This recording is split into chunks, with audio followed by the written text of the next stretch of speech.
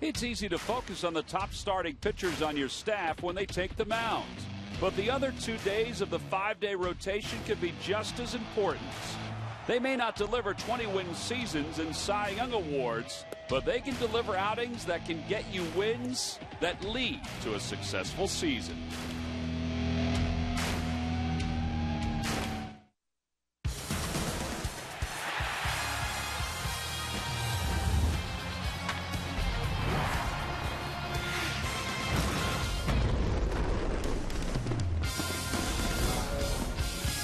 Talk about a gorgeous Florida afternoon for baseball. Well, we have it, and those fans are settling in to enjoy it. The Yankees are over from Tampa. They have some news, which we'll talk about in just a little bit, as day baseball gets underway here at Bright House Field. Hi, everybody. I'm Tom McCarthy, joined by Chris Wheeler. Sarge and Murph are just around the corner. We'll talk with them a little later on. All right, the Yankees come to town today to take on the Phillies and Kyle Kendrick, who's excited about the chance to pitch in a home game here at Bright House Field. Yeah, and Kyle Kendrick is a nice spring for him, Tom, because there's no uncertainty involved the way it had been in other years. He never knew whether he was going to be in the bullpen, whether he was going to be a starter, whether he was going to be a long man.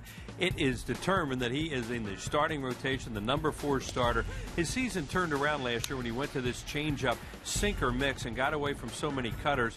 This is an excellent game. He pitches against the Marlins in Miami. See the change-up even there to a right-handed batter. Kyle's always been very good at fielding his position, outstanding athlete. One of the things that's really turned things around for him in the last year or so is his ability to get left-handed hitters out, too. There's another changeup that he threw to a right-handed hitter, and Rich Stubbe talking to him. But you look at his numbers right here, and you see how he has improved first 4 years and what he's done the last couple years. His one-loss record, okay, but that earned run average, the opponent's batting average, and in my opinion, a lot of that is because he is getting left-handed hitters out now, and the changeup is a great pitch for him for left-handed hitters. And he says that his changeup has actually been pretty good so far this spring. The cutter is the one pitch you'll see a lot today, he said, particularly early in the ball game. Well, at some point, we'll go to the bullpen today for the Phillies, and there's certain guys that are pretty much set in stone, but there's still a battle going on for a couple of spots. It's always fun to have battles going on in spring training. Even though it's getting a little bit late, they want to get this thing straightened out, and there are some spots open in the bullpen, as Tom said. Felipe Alomar is really an interesting guy because he's a power arm. The other day, he walked a couple hitters with fastballs, and then he started throwing these breaking balls. He also has a pretty good changeup. It's a split. That was a sinking fastball that he threw there to finally get the last out. But he did show the ability the other day to adapt when he was struggling with his fastball and to be able to go to something else. Some of the guys that are out there in the competition that Tom mentioned, Aaron Cook, he's a guy who could be a long relief guy if he is in the bullpen. If he doesn't make the club goes to AAA, he gives you insurance down there. You see these other 3 guys, Michael Stutz, don't know right now because he's coming off that surgery, and whether or not he'll be ready to go, they're still trying to find out. The other guys, Horst, Valdez, they're very, very intriguing because they've done a pretty good job down here. Valdez is a guy that always jumps out at you the way he gets hitters out. Yeah, and the fact that Valdez could be used as a situational left-hander, he could be used for 1 inning, or quite possibly he could be used as the Phillies' long man. So again, it's the Phillies and the Yankees. Jimmy Rollins is back, and he is in the starting lineup. Derek Jeter has been a scratch from the lineup for the New York Yankees. The first pitch coming up after this.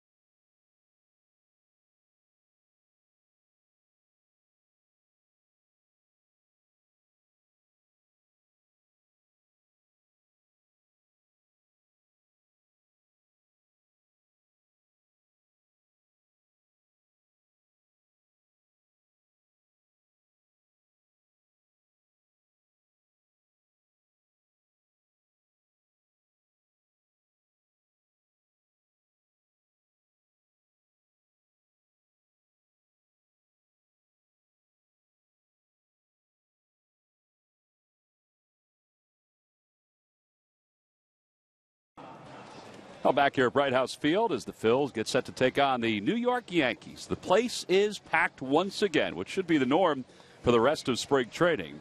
Let's take a look at the Yankees starting lineup for this afternoon's ball game. It's a little different than what Joe Girardi anticipated when he arrived at Bright House Field because Derek Jeter was a late scratch. Leading it off at center field, Brett Gardner. Gil Velasquez plays shortstop today for Jeter. He'll bat second. Ichiro hits third, followed by Kevin Youkilis and Travis Hafner. Brendan Bosch over from the Tigers is in right field. He'll bat sixth. In the bottom third of Stewart, Mustillier and Corbin Joseph for the Yankees. And they'll face right-hander Kyle Kendrick.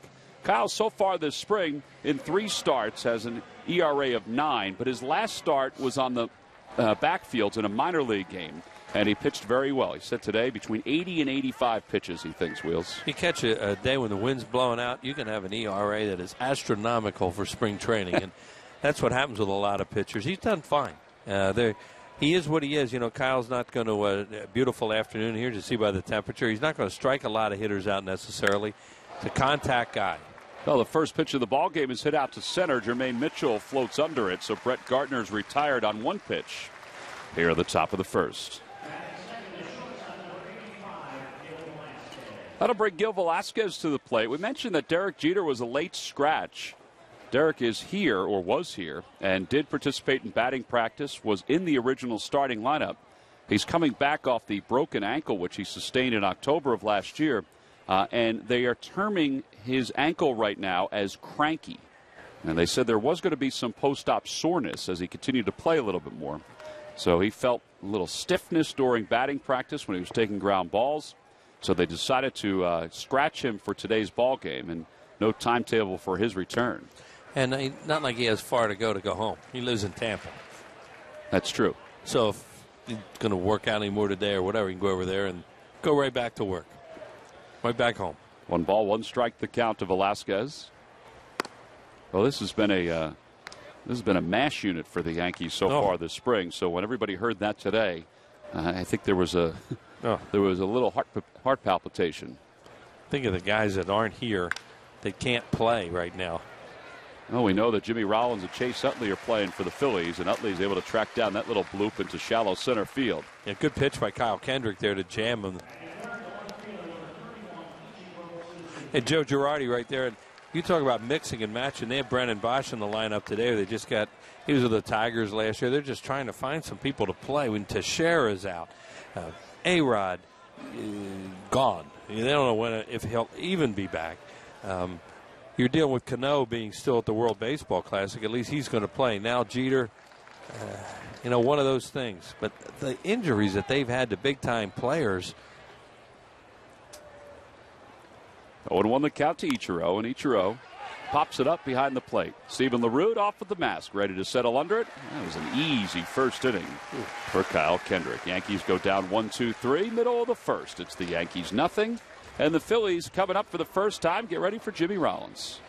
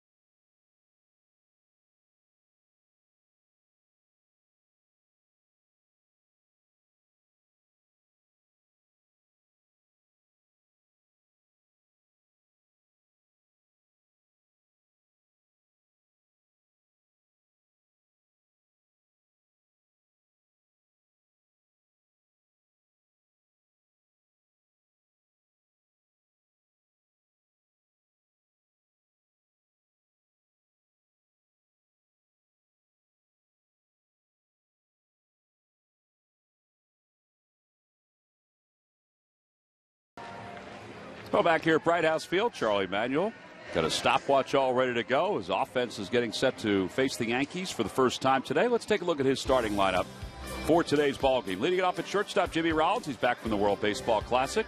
Michael Young bats second, followed by Chase Utley and Ryan Howard. Dominic Brown's hot spring continued yesterday. He'll bat fifth today.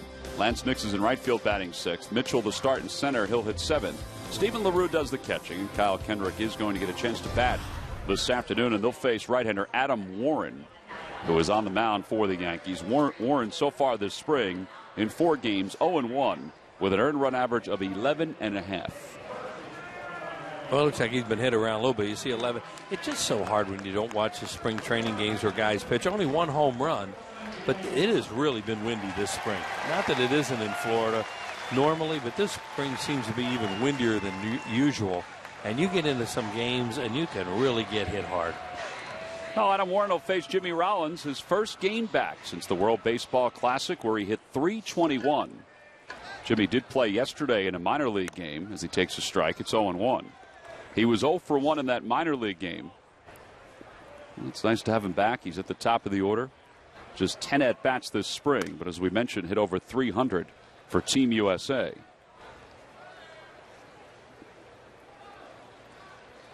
And he's right back in that leadoff spot, which is no surprise. Yeah, I wondered today if Ben Revere was going to play, where Charlie would put Jimmy, where he would put Ben Revere.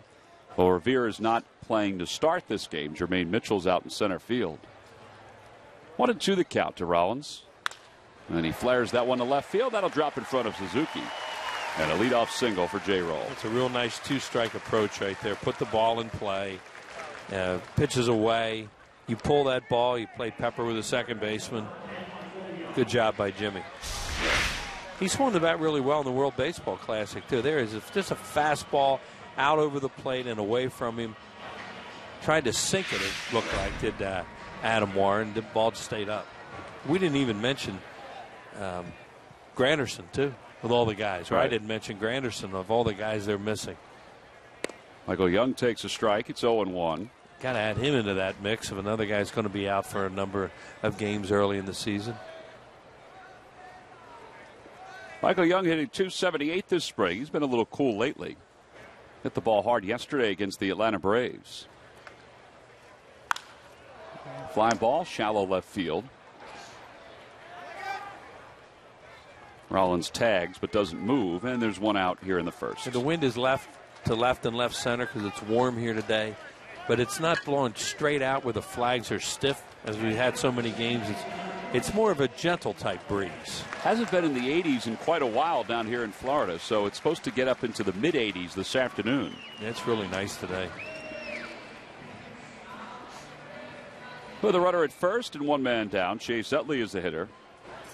Utley 8 for 40 so far this spring with 6 runs and 8 runs batted in. It's in that bat right there from Michael Young. You really think he's going to try and hit a ball in the hole maybe with Jimmy Rollins at first and then pinching up the middle for a double play. And he can hit the ball the other way. But I guess he saw something he really liked and went into pull mode.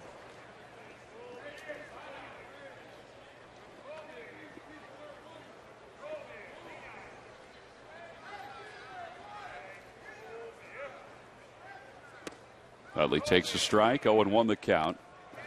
Adam Warren, just to give you a little snapshot of who he is. He's a 4th-round selection by the Yankees in 2009 out of the University of North Carolina. He was originally drafted by the Indians before he went to North Carolina. Last year spent most of the season in AAA. Utley a little out in front, and the count is 0-2.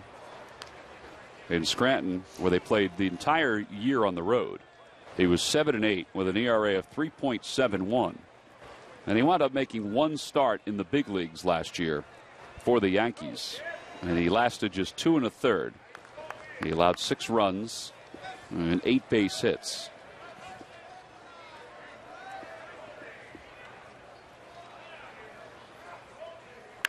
Utley again hits one foul to the right side. He's throwing sliders or cutters that are coming in on Chase Utley, and Utley committing to them, and you can't keep it fair, and you might do what he's just doing, hit wicked fouls on that kind of pitch.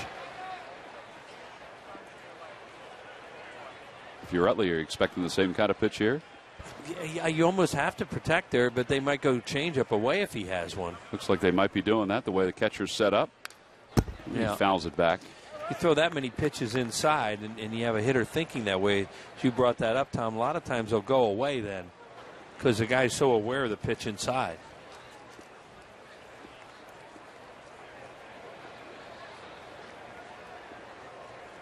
No balls, 2 strikes the count. Plus, they know Utley is in hook mode right here with that hole on the right side and only 1 out, trying to get Rollins a third. I'm surprised Rollins hasn't thought about stealing second base. He's got a short lead off first. In the dirt. By the way, the World Baseball Classic, we talked about Jimmy coming back from that with Team USA. It's down to the Dominican Republic and Puerto Rico for all the marbles. Phillies have 1 representative left, and that's Juan Samuel, their coach, right, who is with the Dominican Republic. Wally Joyner's coaching over at first base today. Sal Rendy's been out there a lot. Topper up the first base side, and Utley tries to avoid it and does. And it rolls foul. It remains 1-2.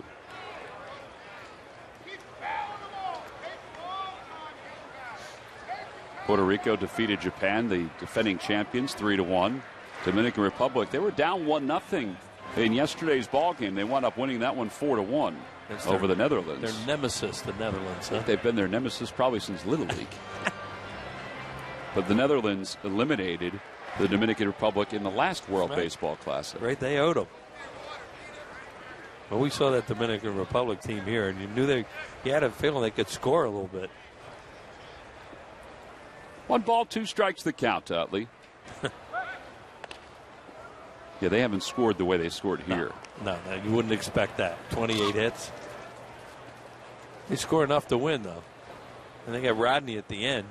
The Rays have to be going, won't this thing ever end so we can get our closer back and he's not working in all this pressure? That could take something out of you. Swing and a miss and a breaking pitch. First strikeout for Ward. And there are 2 outs for Ryan Howard. Pretty good one. Tried this inside a few times on him. This one's, well, it's a back foot slider is what it is. And that's one of the best pitches a right-handed pitcher can throw to a left-handed hitter because they're either going to swing and miss at it, or if they hit it, it's going to be foul.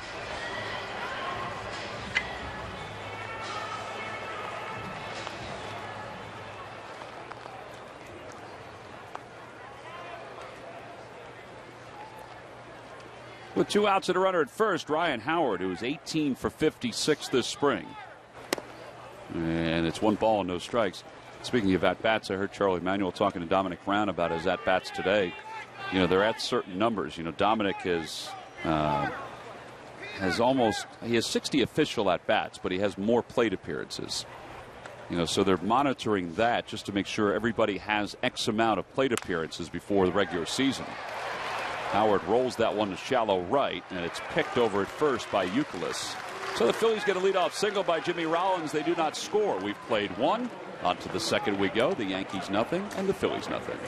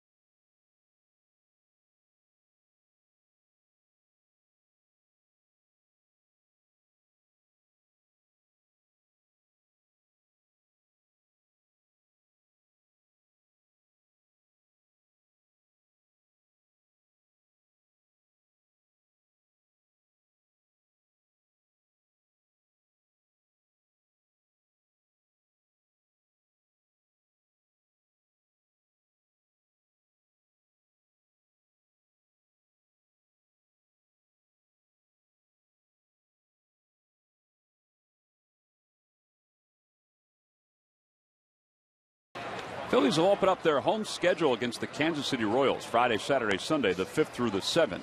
And on Saturday, it's Turkey Hill Kids opening night. The Jimmy Rollins replica Gold Glove Trophy for fans 14 and under. Get your tickets now by going to Phillies.com for the Phils and the Kansas City Royals. This guy doesn't look right coming up in this uniform, does he? Doesn't look right coming up in this uniform or without his goatee. Or the number. Everything about it. Like a totally different person. Now, if you're a Yankees fan, is it tough to root for him? Well, I think it's tough to root for him, particularly when he said at the beginning of spring training that he'll always be a Red Sox. Right. There, now it looks like him. First pitch to Kevin Youkilis is taken low. It's 1-0. That is really different. I remember when the Phillies, everybody didn't like Pete Rose, but then when he became a Phillies, yeah, he's ours. That away. But I just wonder, that rivalry is so intense. Do the Yankees, are they going to say, oh, well, we don't mind Kevin Youkilis No, being but here? in reality, the first day of spring training, when he did say that he'll always be a Red Sox, that did not sit well with the Yankees fans. I wouldn't think so. 2-0 pitch to Youkilis. Fly ball, shallow center field. Mitchell started back. Now he comes running in. He's got such good speed that he's able to overcompensate. Now with one away, Travis Hafner coming up. Well, we talked about Jeter being scratched today. Greg Murphy has an update on one of the Phillies guys who left the game early the other day. Yeah, and it's an update, guys, that everybody wants to know about. So Roy Halladay spoke to reporters earlier this afternoon here in Clearwater and kind of, let everybody know where he's at right now. He said he lost 10 pounds over the last 2 days dealing with this stomach virus that he has had, which was unfortunate because coming into his start on Sunday, he said he felt really good coming out of the bullpen. But we really did not get a good look at him, obviously, on St. Patrick's Day. But he said he will pitch next Saturday in his next start, guys. Yeah, in fact, he's hoping to throw a bullpen sometime in the next couple of days. And this was Roy the other day. See, wearing that green jersey on St. Patrick's Day, he kind of bent over, and that's where you knew, you got a sense that something was going on. Right. And he threw one inning. I think it was 27 pitches, and his afternoon was done. So he's hoping to throw a bullpen, Murph, the next couple of days. And he still feels like he'll be in line to be ready for the start of the regular season. I think that's a big deal, that he feels comfortable enough that he'll be ready for the opening series against the Braves. 2-1 the count to Travis Hafner. In fact, today, Doc and the rest of the pitchers, they did another PFP drill. It was bunt defense, coming off the mound, fielding the bunt, throwing out of the first or third or even a second, and he fully participated in all of that. Another fly ball. This one off the third base bag. This is going to be a tough play. Michael Young in foul territory, sides it up, and he made the catch.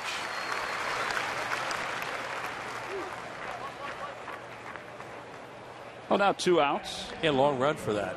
That's why that play was tough. And then you factor in the sun and the wind on a day like this. Nice job, though, by Michael Young to use his glove and to take it off to the side. You have to do both of those things on a ball like that and get a proper angle. You look straight up into the sun, forget about it. Brendan Bosch hooks one down the right field line. That's a foul ball. Ryan Howard helped with the call then. That was nice. It was very nice of him. Well, Eric Cooper's the first base umpire. If you recall the other day when the Phillies were here at Bright House Field, Eric was hit with a pitch behind home plate on his left wrist. I saw him after the game. We were both at the same restaurant, and I said, "How's your arm feeling?" He said, "Not good." I said, "Did it hurt?" He said, "It hurt." But he basically got hit with a ball that deflected off a catcher. Yeah, wasn't a foul tip. Nope. It made some slap. You could sure hear it when you're this close. 0-1 the count to Bosch. Brendan Bosch, the last time the Phillies saw him, which was about a week ago, he was playing for the Detroit Tigers. The Yankees had been rumored to be interested in him. They had talked about a trade, but then the Tigers released him. And he became a... I was watching the monitor, and all of a sudden I saw the ball. Sorry. Wheels, the ball was about 15 feet above our head. But it wasn't when you look from the monitor up, and all of a sudden there it was. I was trying to see what the pitch was. Sorry. That's embarrassing.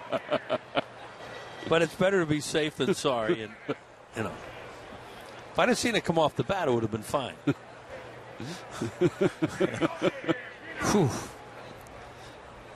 Man. In all honesty, if you hadn't reacted with any noise, nobody would have known. Well, exactly. That's my point. I'm sorry. I apologize. 2 balls, 2 strikes, the count to Bosch. Ernie Harwell used to bring a glove to Detroit, to Tiger Stadium. Had to. That's where they were. There's a good changeup. Kendrick is ready for the ground ball back to the box. He has faced 6. He's retired all 6 to start his outing. Speaking of starting his outing, Dominic Brown will lead it off for the Phillies when we return for the bottom of the second.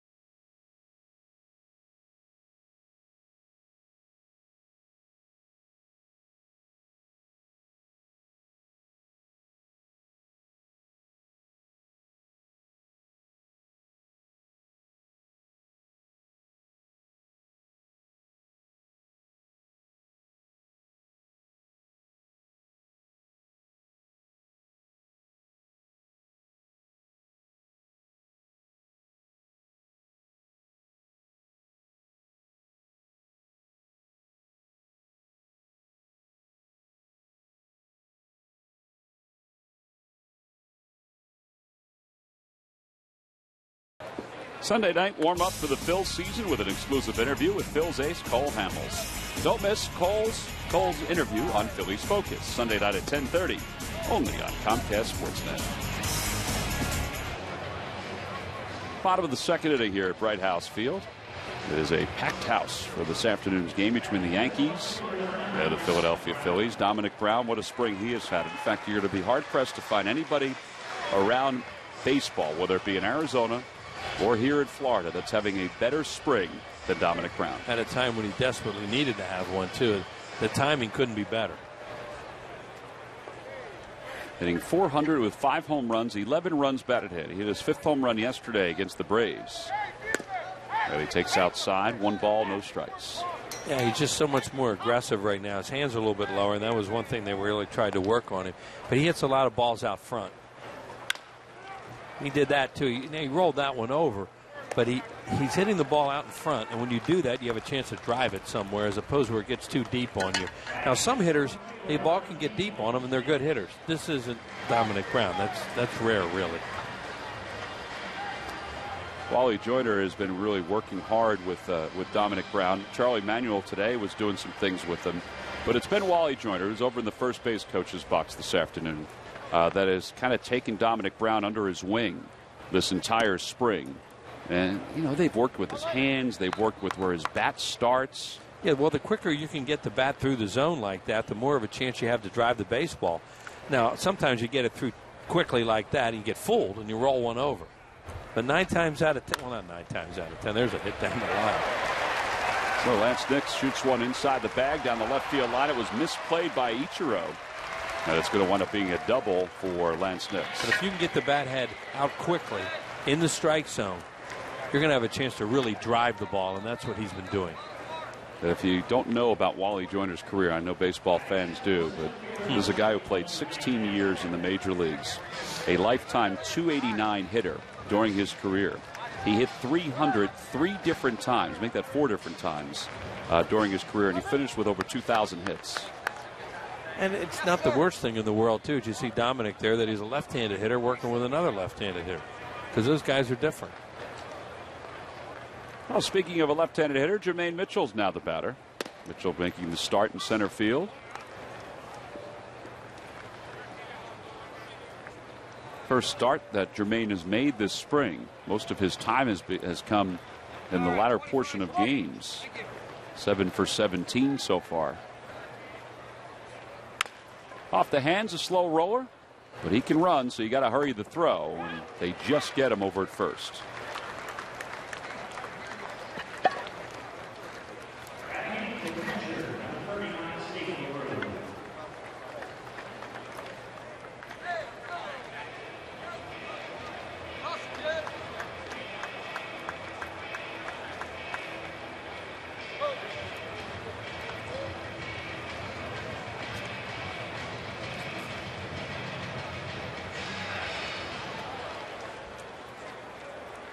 Two outs. Here's Stephen LaRue getting a chance to catch this afternoon.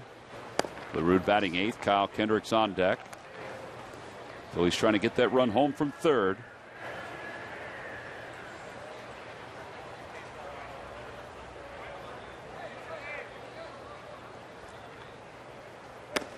One ball and one strike the count.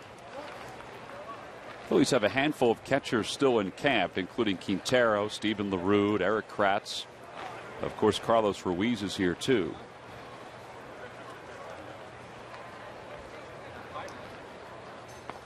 As they try to narrow their roster for the start of the season on the 1st of April against the Atlanta Braves.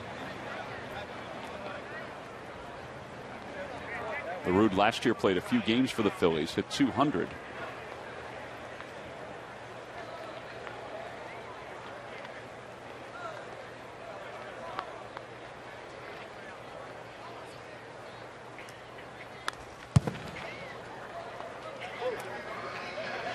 Wheels, the gentleman who was the vendor downstairs, just reacted the way you did to that foul ball, but that was coming right at him. Thinking the same thing.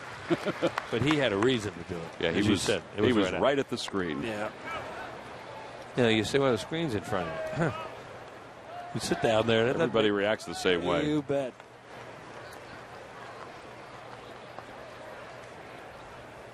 In the dirt, and it's 2 balls and 2 strikes.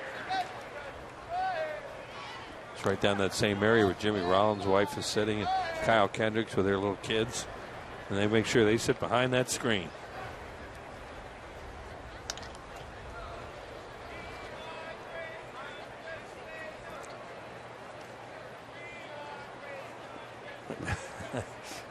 There's one of the vendors we're talking about.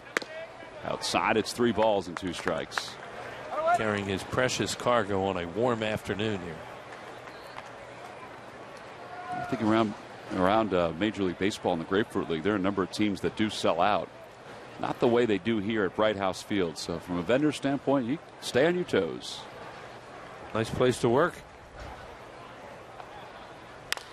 And LaRue lifts it to right field. Brennan Bosch out toward the track. He's a few steps shy of it. And he makes the catch. The Phillies leave one over at third here in the second. No runs, 1 hit, 1 man left. 2 in the books here in Clearwater. We'll be back for the top of the third right after this.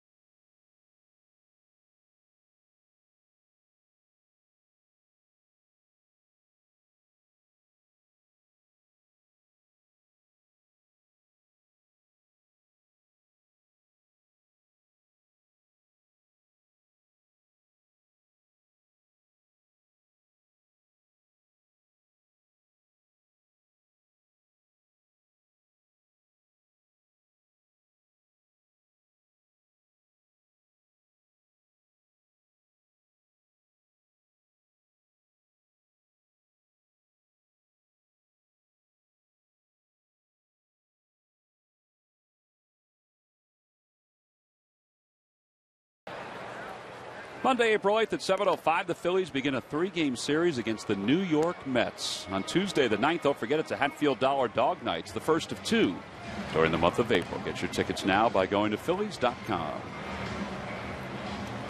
I hope you're enjoying Phillies baseball on this warm spring training day. The berm is packed out there this afternoon, as it normally has been, at least the last few weeks, and usually at this point in the year. It's a very difficult ticket to get, is to come out and watch the Phils play. And when you have a team that has similar popularity in the New York Yankees, we'll smile. That guy's taking a photo. Yeah. Similar popularity as the Yankees. It's even harder to get a ticket to come see the ball. Christmas in March there with that guy. That's right. The old school Eagles hat. Flyers were in town last night. Played the Tampa Bay Lightning. Jim Jackson's here because of that. We go to the top of the third. Kyle Kendrick has retired the first 6 batters he's faced, and he'll face Chris Stewart to lead it off. Stewart is battling to be one of the catchers for the New York Yankees this year, hitting .231 in the spring with a home run. Yankees had Russell Martin the last couple of years, but Martin signed a 2-year deal with the Pirates, and it kind of left a void for them. Well, not long ago, wasn't it, that the Yankees thought they were loaded at catcher? Well, they had Montero, of course, who they traded off to Seattle, among others. Cervelli's still there. He's in the mix.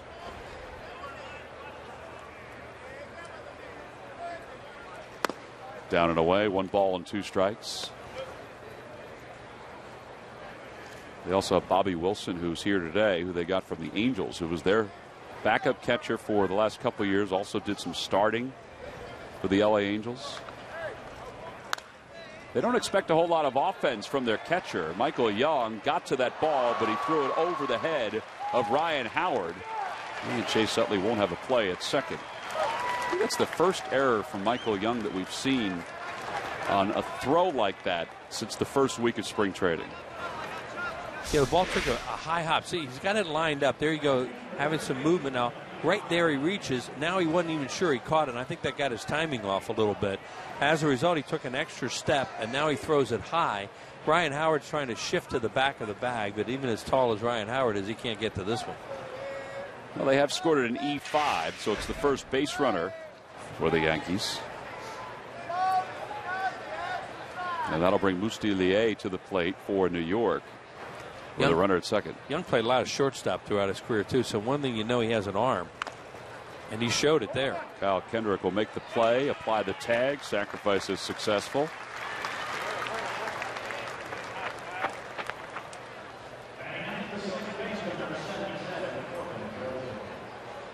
And 1 away with a runner at third. And they'll bring Corbin Joseph to the plate. They'll play the infield back here in the top of the third. See that bunt play you just saw, Wheels?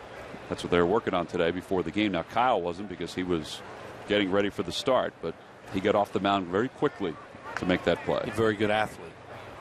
Kyle Kendrick fields his position very well, which is always good for a sinker ball pitcher.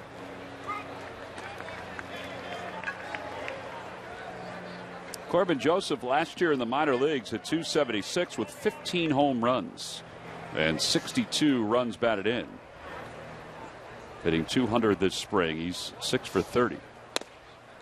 Good sinker, just missed, 1-1.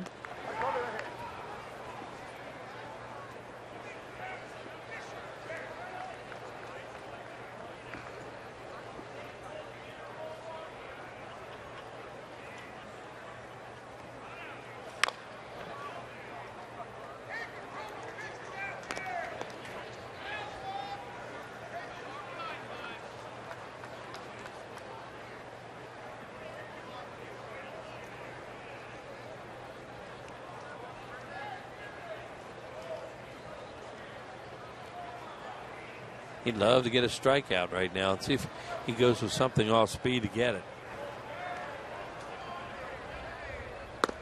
Little backdoor cutter is what he threw there.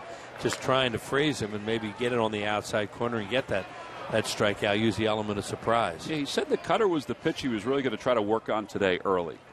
He and I were talking before the game about just the approach for this afternoon. Got it on the hands, a line drive right back to the box, and they're going to double up Chris Stewart. Well, we said before, he's a heck of an athlete, and he needed to be a heck of an athlete with great reactions to make sure he made this play. That ball was smoked right back to the box. He not only saved his body, but he also saved the inning.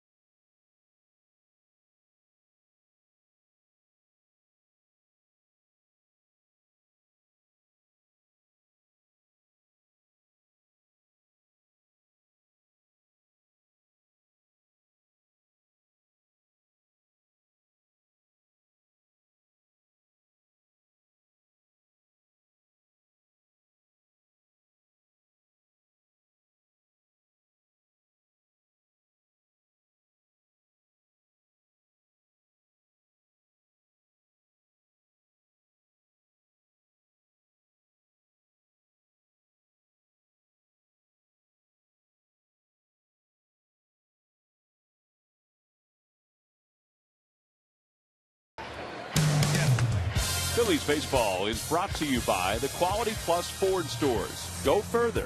And by Xfinity, the official HD triple play provider of your Philadelphia Phillies.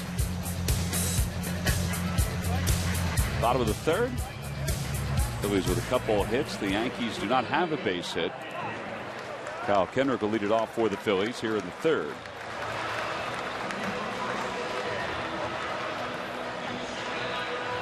Kendrick getting a chance to bat for the first time this spring. Last year, he hit 139. Overall, he's a 135 hitter. Wheels, like every pitcher who's a good athlete and can hit, Kyle Kendrick is looking for that first home run. Right. Kyle can swing the bat a little bit. You watch him in BP in those games they play during the season, and he hits his home runs. He can really hit a golf ball. Of course, that thing's on a tee and sitting still. It's a little different than this. Hits it well, though. Oh, he does. Outside, 1-2.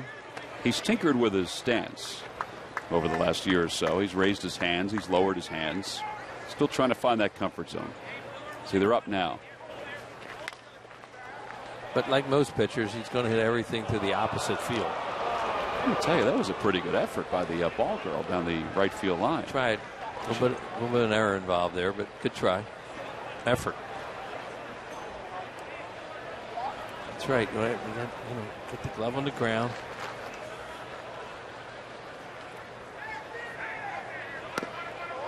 He's really following the ball well, isn't he, Kyle? Well, he's had to today. His heart's still pounding from that liner, maybe. Oh, we got something to speed his bat up that time. A little breaking ball, a little hanger. But for the most part, pitchers are going to hit the ball the opposite field, and it's not because they're trying to. It's called lack of bat speed. That's why they're pitchers. Just one of those things. One of those things. Phillies do have a couple pitchers that have good bat speed, though, and Cliff Lee and Cole Hamels. They're legit. He may be able to pull a ball here. Fouls another one back. It remains 3-2. Good at bat. For the guy Charlie calls a blonde-headed kid. I love it when he says that. Jimmy Rollins was just commenting on it. He was saying KK something. Yeah. There you go. Line drive base hit to left field. Oh, he really had a good at bat there. You could see that he had a chance to pull a ball because he had a full count. He could cheat a little bit. That was the 9th pitch of the at bat for Kyle Kendrick. He got it down and in too, and that helps when you want to pull. He's pretty happy. Look at him. He'd laugh and see Wally Joyner. See Wally, I could watch this thing come down and in, drop the head on it. Looked like a hitter. It's a good swing. You want to watch it the whole way, too. Here it is again. Now he looks over at the Yankees bench. Somebody must have said something to him over there because he was laughing going down the line. Jimmy Rollins went around on that first pitch, according to Phil Cuzzy, the home plate umpire. Now, Kendrick's a guy who can first to third, too. He's a good enough athlete. Jimmy Rollins thinking about trying to pull a ball in the hole there to get him over. Youkilis is not holding Kendrick on over at first. That'd make it even easier for him to get to third. Yep, that's a pull swing. Whoops. Got that move down. She's really trying, though. I mean, she's really trying. Giving it a shot, but just not getting the glove low enough. That was a tough carom, though. Not easy out there. You got to learn to play those caroms.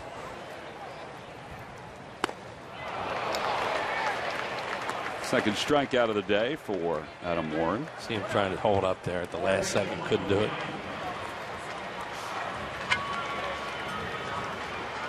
Well, now one away, and Michael Young will be the hitter. Young flied out to left his first time up. You got off-speed stuff early in the count, then a high fastball there.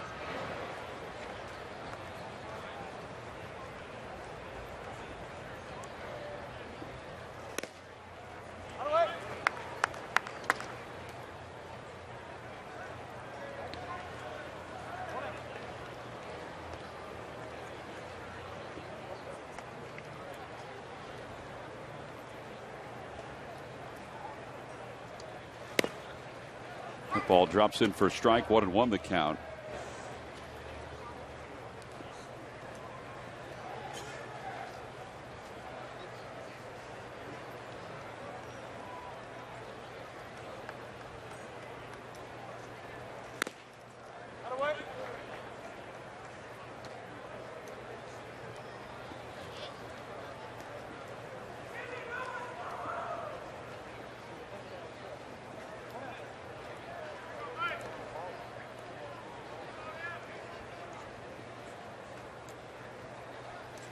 That ball's out toward right center field. Brennan Bosch is over and makes the catch. Yeah, that'll be the second out of the inning. So back to first goes Kyle Kendrick. Well, so far today, it's not the same offensive day that the Phillies witnessed yesterday, not only from themselves, but also from the Atlanta Braves. Well, you can see that game. Part of the reason could be what the Flags are doing right now, too. Now, pitching's obviously better, but when you get a day like this, when you don't have the wind blowing out a ton, you have a chance to have more of a baseball game than a Little League game. And there you go right there. See, the Flags right now, when's the last time we saw them look like that? They are quiet right now. Yesterday, the wind wasn't whipping as much as you would think by the score in Orlando. But it was, kicked up a little bit. Yeah, it'll affect games. Here's Utley, who takes strike one. It's 0-1. Blowing hard over here yesterday. Yesterday's game, it was the fourth inning. It was 12-9. Yeah. Braves are on top. Sound like Coors Field. Yeah, Dominic Brown at homer. Darren Ruff had a couple of doubles. Justin Upton had 2 home runs for the Braves. Freddie Freeman homered for the Braves.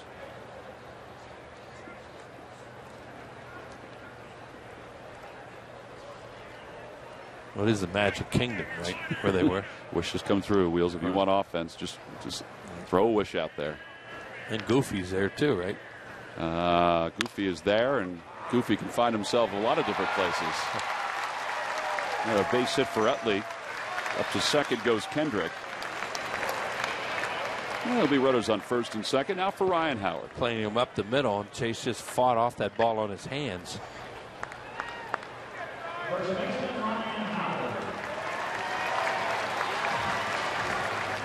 Now, Ryan Sandberg has a pitcher who can run at second base, but third base coaches really are careful about running guys into contact if they can avoid it. Pitchers into contact.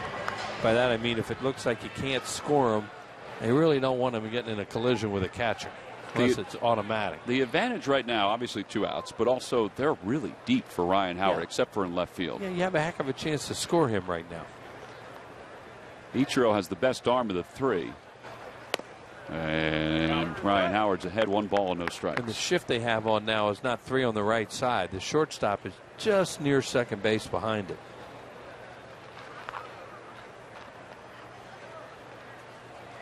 And you see where Velasquez is playing.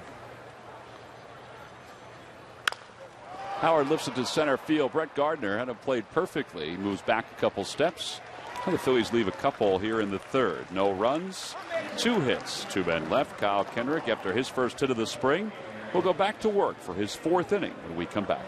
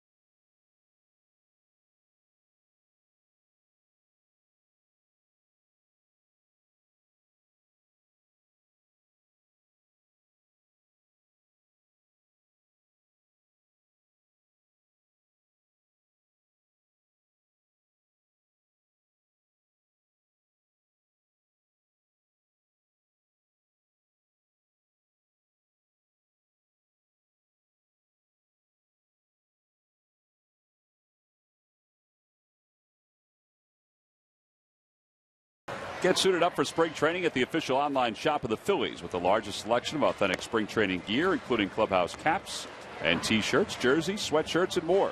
Get set for spring at the official source, thephillies.com shop. Now we go to the 4th inning. Scoreless game. Kyle Kendrick has pitched very well so far for the Phillies. A little more conservative look for you today, Sarge, than what we saw the other day. Well, the other day was St. Patty's Day. It was. And today's just a regular day where you picked out the shirts and try and pick out shirts where I can't match the hat, but I got him this time. I think you're pretty good with the hat and the shirt. Thank you. I want you to know that I received a number of emails about the other day asking about if I knew how your corned beef and cabbage went dinner that night. I didn't get to go over. I got to tell you, it was a little bit late, but it was absolutely unbelievable. Look at those glasses, will you? Outstanding. Well, which ones? The ones on the left or the ones on the right? They're both looking good. They are both looking good. Oh, boy. Well, it's nice to see you. Have a good couple of days. Had a great couple of days, and it's even warmer today, and looking for a good ball game. Yeah, I know it's cold back home, a little rainy, and the weather hasn't been great back home, but this is as close to a Florida day that we've had here at spring training.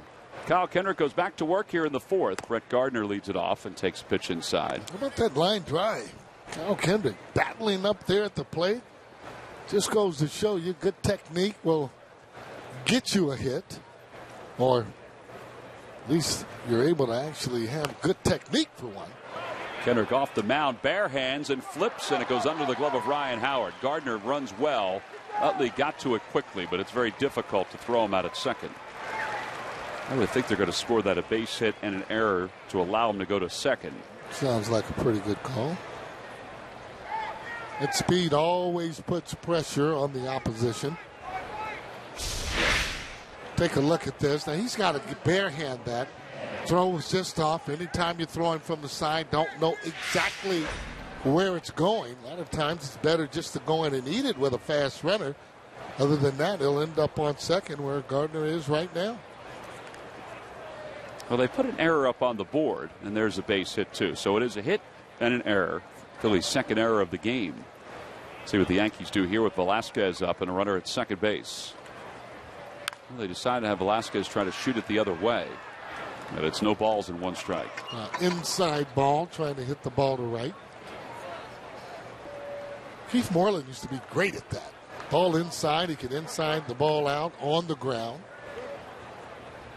when you have that team effort going from everybody trying to get runners in a better scoring position where you don't have to always need a hit to get them in.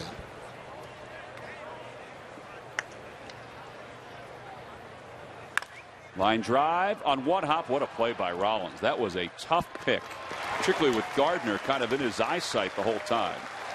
Yeah, there's one away here in the fourth. I tell you, don't know how he actually caught that. He's as good as anybody there at shortstop, especially that ball that would be somewhere right at him. Take a look. This is a line shot. See how his vision gets impeded there as he makes that one hop throw nice and easy.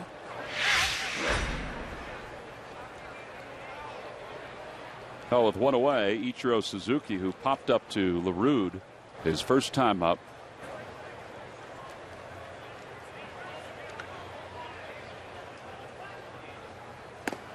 There's the cutter from Kendrick. We mentioned before that was a pitch he really wanted to work on today, even though the pitchers are getting themselves ready for their first starts of the regular season.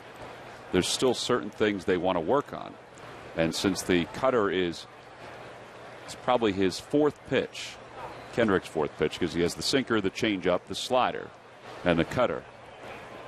He still has some refining and some tinkering to do with it before the start of the season. Out toward left center field. That's going to split the gap. It's going to go to the wall. So the Yankees are going to wind up taking the lead. It'll be an RBI double for Suzuki. As Gardner scores easily from second, it's a 1-0 ball game.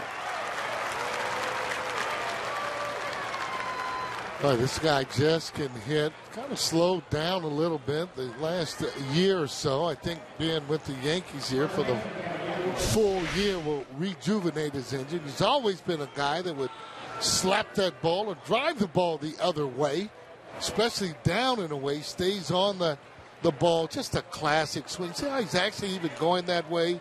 There's that wide turn, however, for that double, and he knows it's automatic when it's hit into right center or left center.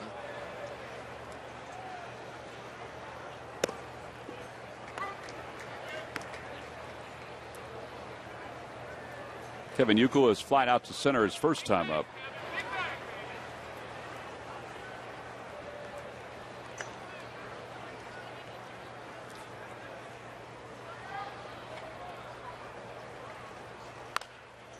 Youkilis did not have a particularly good start to the spring.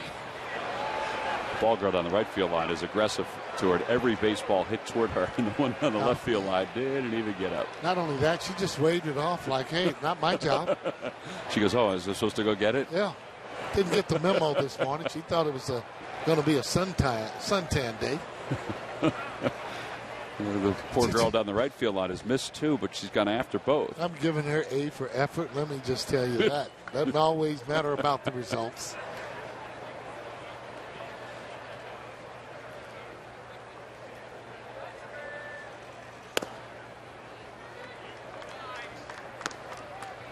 Kevin's got to have mixed emotions being in the American League East. Going to play against Boston just with the rivalry, the way heated rivalry, you would say, against Boston and the Yankees. Now going back as a Yankee all the way. He's going to wind up playing a little bit of first base like he is today. They signed him to play third base for Alex Rodriguez until Rodriguez comes back. But then when Mark Teixeira went down, they decided to put him over at first base a little bit more, too. 2-2 the count to him. And a swing and a miss. First strikeout of the day for Kyle Kendrick. Okay, it looks like Cal a lot better. Might be that number 4 starter, but again, his confidence there in throwing his pitches. To me, that's one of his best pitches. That changeup that he throws there, without a doubt, I mean, can get the hitters off balance, as you saw then. You know, that cutter, that's a ball that, I mean, you make sure it's in, or other than that, it's going to be going out most of the time. But that changeup can be the difference in him being able to have a good year or bad year. Yeah, Kyle is the established number 4 starter for the Phillies. You figure it's going to be Hamels, Halladay, Lee, because they want to split up the left-handers. Then Kyle. Now that, of course, John Lannon is right now penciled in as the number 5 starter. as we get ready for the start of the season.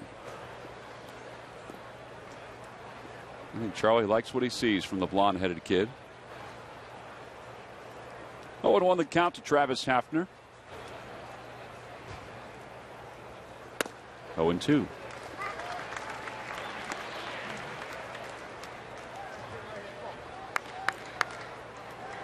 Whatever reason, when the Yankees get a player, they seem to even get in better shape. Now Travis Hafner used to be a little heavier than what he is, but I tell you, the better shape you in, the easier it is to hit. And especially balls that would be thrown on the inside half, because you can clear your hips a lot quicker when you're in better shape. Outside 1-2. Part of it could be, for Hafner, the last few years, because of injuries, have not gone as well as the previous few years. Last season, he had 12 home runs for the Indians, had 34 runs batted in. That's not a real good year, and I tell you, this guy obviously can have a lot better year than that. You can see career-wise, 201 home runs, so you know he does have the power. Inside and low, 2 balls and 2 strikes. Playing in Yankee Stadium should benefit him. He is a pull hitter.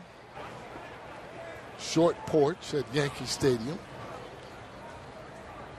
They've always loved left-handed hitters, and especially left-handed power hitters.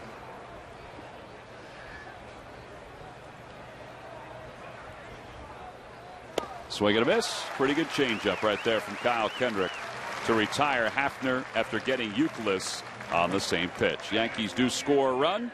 On to the bottom of the 4th we go. We'll get another look at Dominic Brown.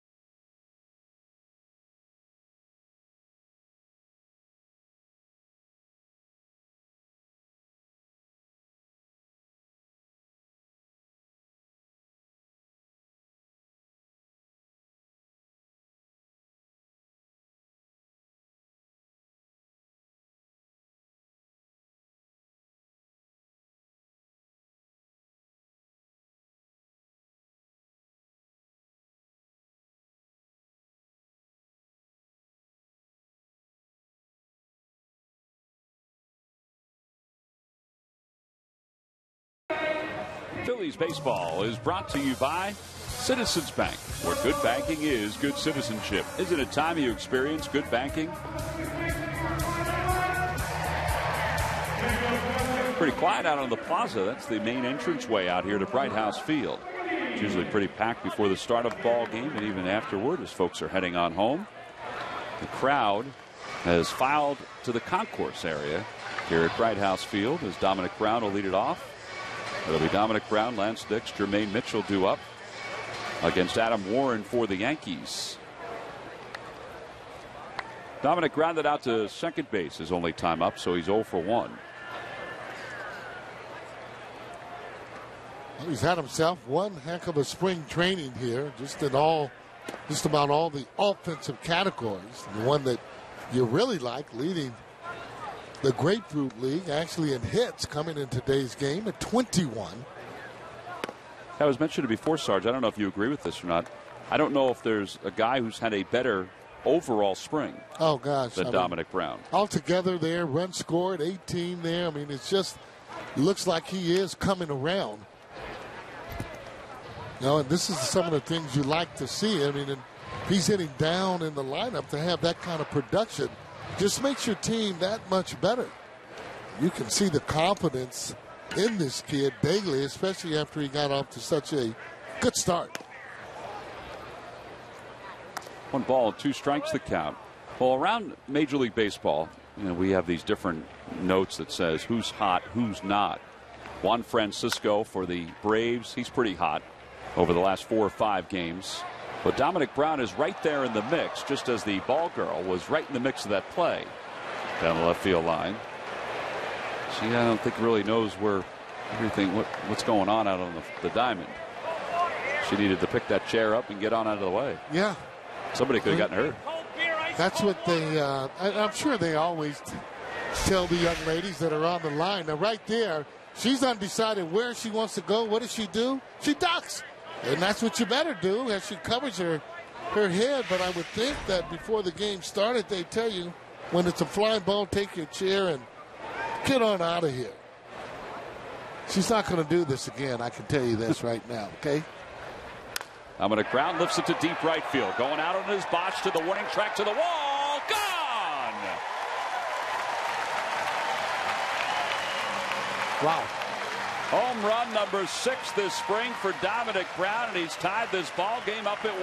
Well, that's going to help out his total bases. He was actually leading in that as well as he drives this ball out of the ballpark. Let me tell you, boy, you want to make a team, you hit that ball out of the ballpark, Charlie Manuel, the manager, you just about have it sewed up.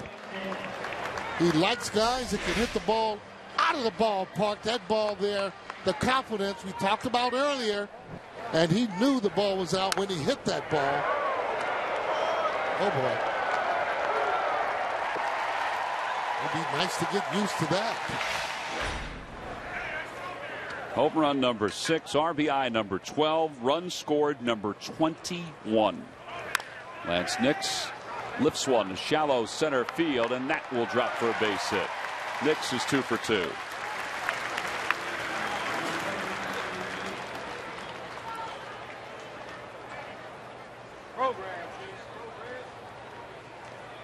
Good next to another one of those guys, good hitter. His problem is just keeping him in the lineup. Yeah, I think he's had, just from watching him, I know his average coming in was 211, but there have been a couple other games where we've watched him play, whether it be exhibition games or the game against the Dominican Republic.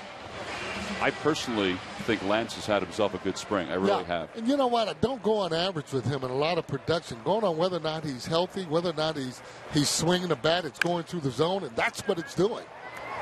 Ball trickles out towards second base. Mitchell's retired. Up to second goes Nix.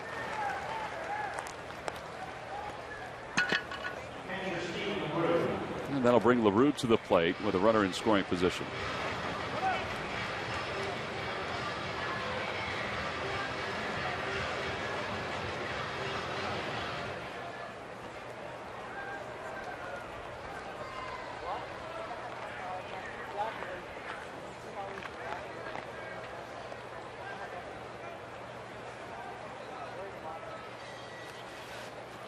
Pretty good play by Chris Stewart behind the plate. Sure was. Did exactly what he should do, and that is move your feet, keep the ball in front of you.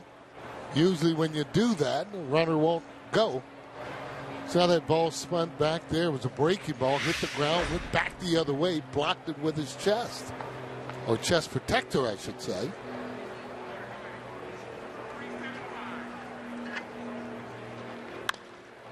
Down the left field line, and that drops for a base hit, and then it skips past Ichiro. It allows Nix to score easily from second. LaRue pulls into second. It's a 2-1 Phillies lead. Phillies offense coming to life here in this 4th inning. Tell you what, there's a difference in playing center field, right field, and also left field.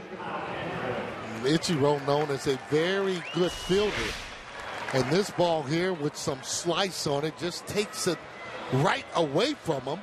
Kind of almost misjudged that a little bit. Should have been maybe a little bit deeper, but that's a tough play for anybody that's out there in left field. All right, let's see what Kendrick does here with a runner at second. He's not squaring. He takes a strike. It's 0-1. Yeah, I like him hitting for me in this situation. I mean, you're already up by 1 run. He's got a single his first time up, so see if he can do it again.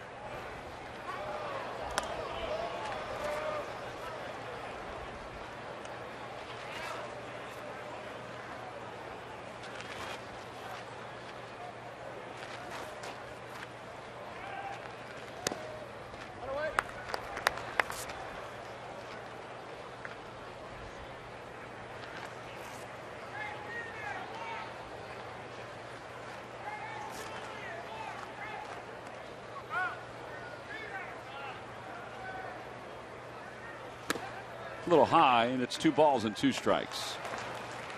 1 man down here at the bottom of the 4th. The Phillies have taken a 2-1 lead. Jabba Chamberlain is throwing the pen for the Yankees.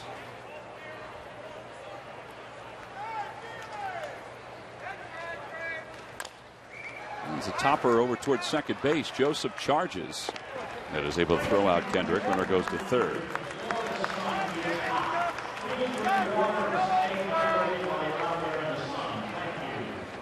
Jimmy Rollins will give Kyle Kendrick a chance to get back to the dugout before he wanders to the plate. Well, these are the situations that, again, Charlie Manuel, the manager, likes J-Ro in, and this is why he's able to drive in 60, 70 runs plus from the leadoff spot. He's been able to come up with some 2-out base hits, driving in a tough run from third base or second base at times with 2 outs. Yeah, I know people wonder, what Charlie's going to do with the leadoff spot, whether it's going to be Rollins or Revere. I still think it's going to be Jimmy Rollins, even though Revere's look good while Jimmy's away. Yeah. There are options if Jimmy doesn't lead off, but I still think he's going to be the leadoff hitter. Well, I tell you, Ben Revere looks awful good. He does. And one of the reasons, for me, and having him lead off, it's just that at this time in Ben's career, he wants to run. Just the opposite for Jimmy Rollins. Doesn't want to run as much. Well, I also think that, with his 23 home runs last year, Rollins' has 23 home runs, the 33 doubles, the 5 triples, all those things. If you don't lead him off, he can be an asset in a very important part of the lineup somewhere else. It's not as if he's out of options that won't benefit the team.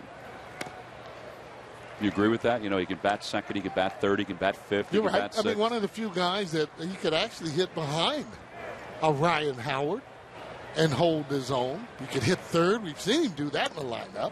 There's ball 4. He's aboard with a 2-out walk. And Joe Girardi's coming out. That may be it. He does signal to the bullpen. So we're going to have a pitching change here at Bright House Field. So Adam Warren goes 3+ innings today, 3 2/3. And so far has allowed 2 runs. And Joe Girardi's decided to make a pitching change here at the bottom of the 4th inning. We'll be back and let you know about Jabba Chamberlain, the new pitcher for the Yankees, right after this.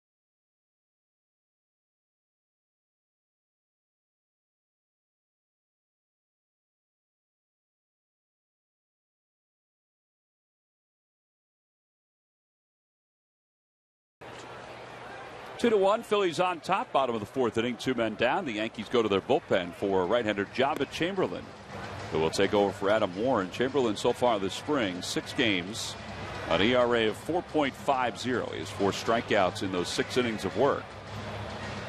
He's coming back off a number of different injuries these last couple years. Did get a chance to pitch in 22 games at the end of last year. And it did wind up on the postseason roster for the Yankees, where he performed nicely in a very short period of time. They feel like if right, and if he's throwing strikes, he could be a nice addition to a bullpen that already has David Robertson at the end leading to Mariano Rivera. But to have this kind of arm once again in the back of their bullpen could prove to be fruitful for the Yankees. Well, they've always this guy as a pitcher, liked his arm, even though he does or has had some injuries. For whatever reason, they've stuck right with him. He's been a starter at times, and again, one of those kind of pitchers that he can pitch just about almost anywhere, from maybe almost setting up, long relief. And obviously, when you come from starting, there's a variety of different things you can do.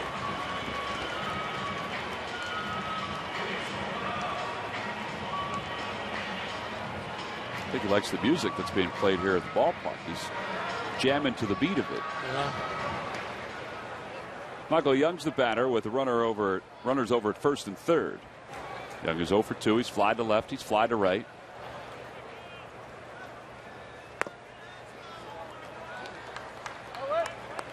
When healthy, and Jabba Chamberlain has had Tommy John surgery. When healthy, he does throw in the mid-90s. And he has a very good slider to go along with it. There's that breaking pitch, and it's 1 ball and 1 strike. Yeah. Michael Young off balance on that. Hitters got to have good balance to be a consistent hitter. Obviously, on this level, every now and then, they're able to swing with the one hand and get a hit. There's that good old-fashioned fastball.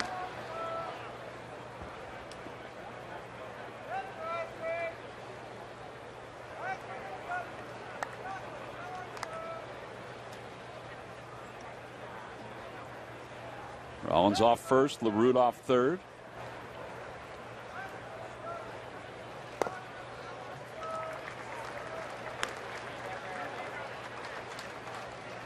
This should be one of those kind of predictable pitches, especially Chase Utley coming behind him. See whether or not that Michael Young will get his fastball as opposed to the breaking pitch.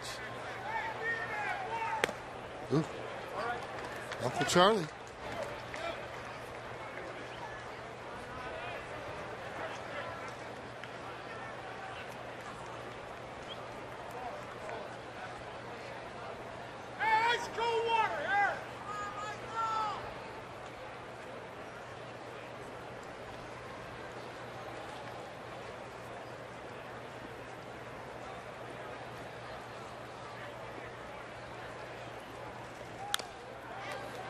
And a grounder foul. It remains 3 balls and 2 strikes. Rollins had started on that pitch with 2 men down, so he'll go back to first. Well, he got his fastball there just a little bit late, probably looking off speed since he got 3-1. Usually pitchers feeling that kind of confidence would come back with that same pitch. He came back with the fastball. That's what you call pitching different, or pitching backwards, I should say, in that American League.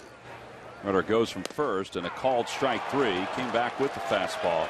And Young goes down looking to finish off this 4th inning. Phillies do get a couple of runs. It all began with Dominic Brown, his 6th home run of the spring. In fact, I think we've said that often this year. It all begins offensively with Dominic Brown. 2-1 Phillies as we go to the 5th here in Clearwater.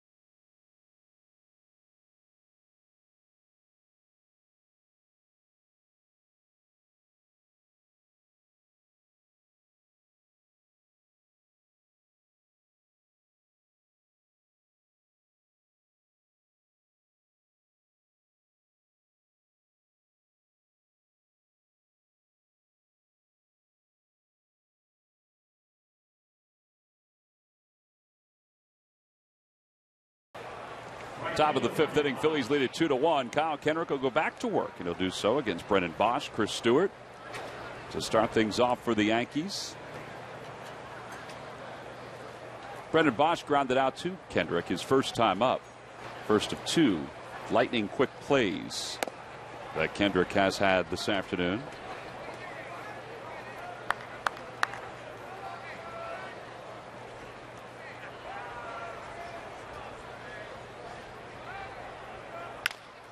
To the right side, easy play for Chase Utley.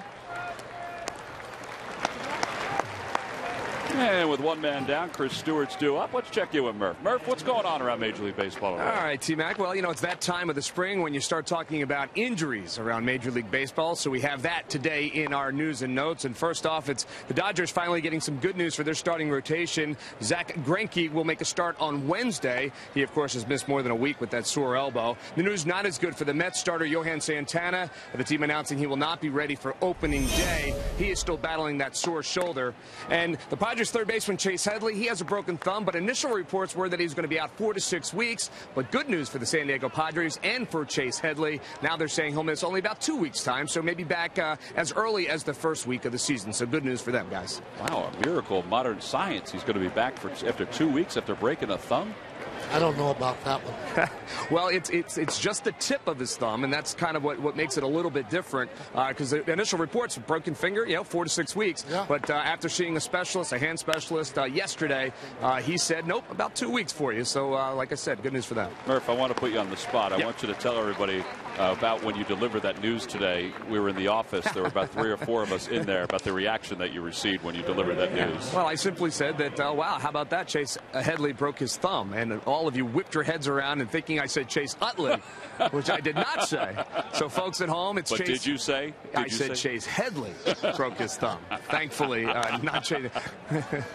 All right, well, you were a rally starter the last inning. In this inning, you are a quick inning guy. Because, that's what I do, Tom. Yep, Kyle Kendrick just worked a perfect 1, 2, 3, 5th inning, all while Murph was keeping us up to date on what's going on around Major League Baseball. Bottom of the 5th is where we go. The Phils up 1.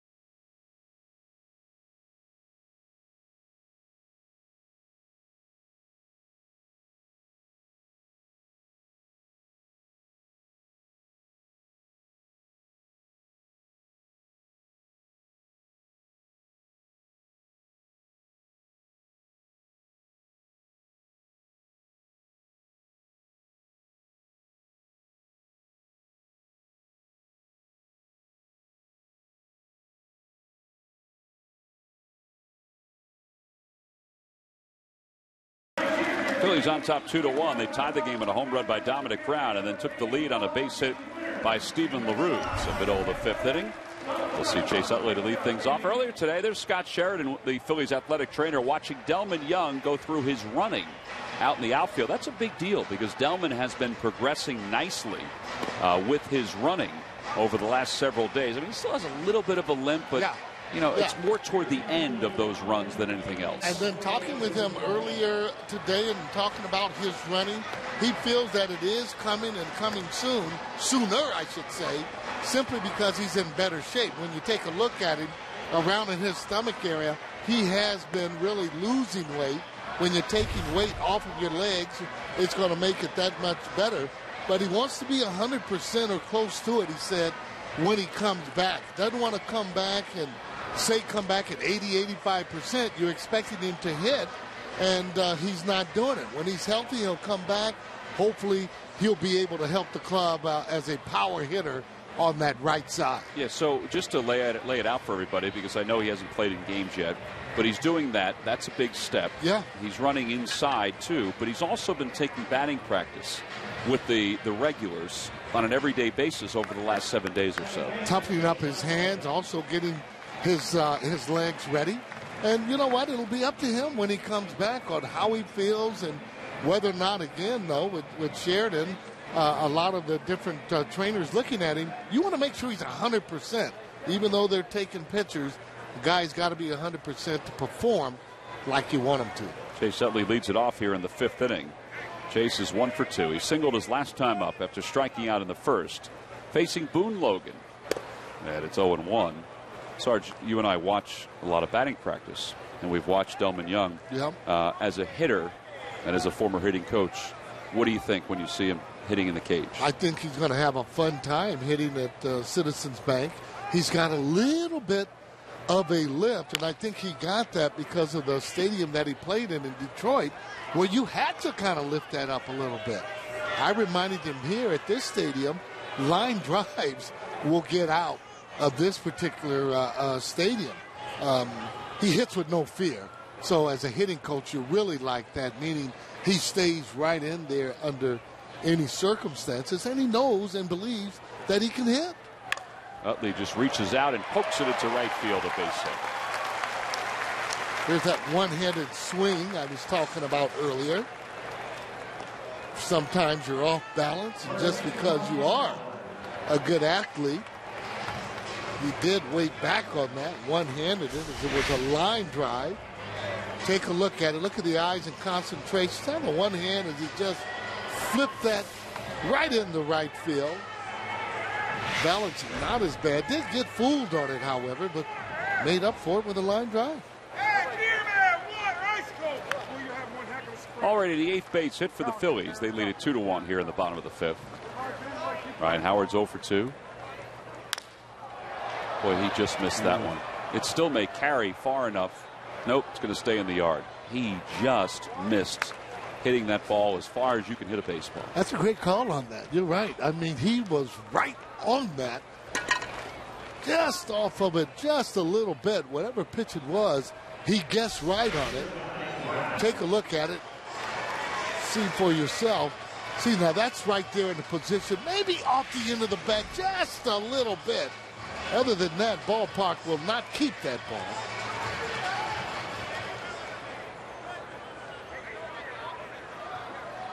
Now with one away, Dominic Brown, who homered his first time, or his last time up, is at the plate.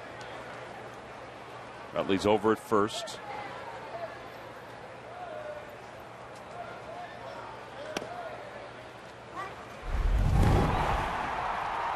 Well, 4th inning there. Bang!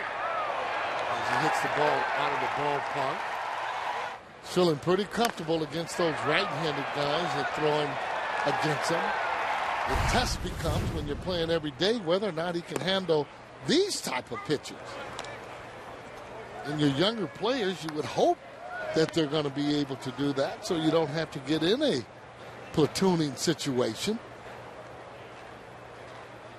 But the way that he has been swinging it, he's been proving so far that he's able to handle both sides. Whoop. Swing and a miss. He's rung up for the second out. And that'll bring Lance Nix to the plate. Group tickets are now available by checking out Phillies.com. The groups are 25 or more. You receive special discounts and group recognition. Many options for groups to take advantage of at the ballpark, including private suites and pregame party areas. Again, go to Phillies.com for all details on group tickets.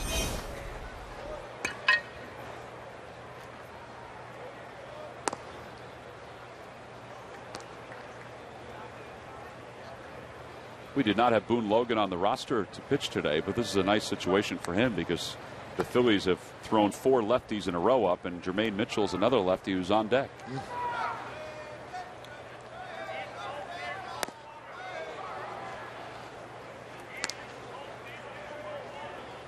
Much different swing that Nix has against a right-handed pitcher as opposed to the left-handed pitcher. Don't know what it is, if they just don't see them as much, meaning the left-handed pitcher, or more comfortable when he's facing a right-hander. Well, one of the guys on the team that can hit good pitching and usually gives you a sound at bat at the plate.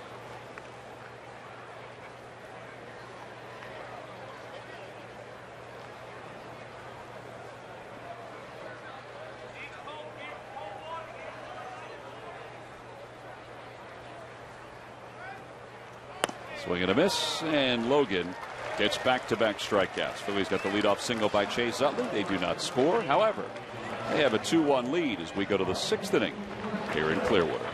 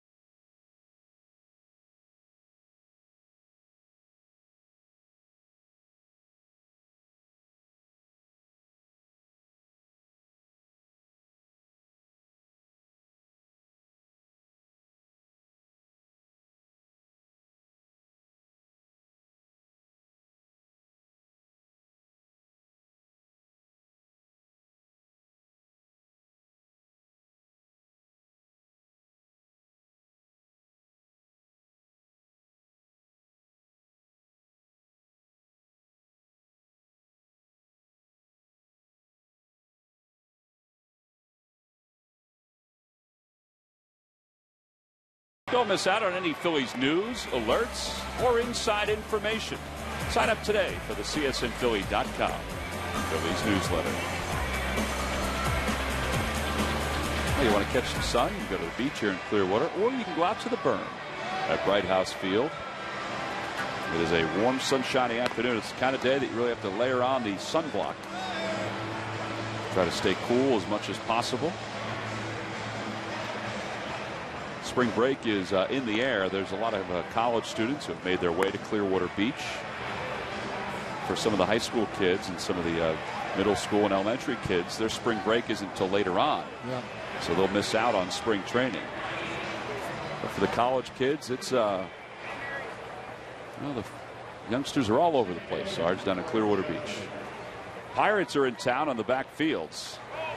Phillies minor leaguers are playing some games. Carpenter Complex is right next to, or right behind, Bright House Field here in Clearwater. And as we start the 6th inning, the first pitch to Corbin Joseph is hit out to left field, and Dominic Brown tracks it down. Excellent jump on that particular ball. Pretty good route, too. See the confidence in him. That ball hit, he was off and running.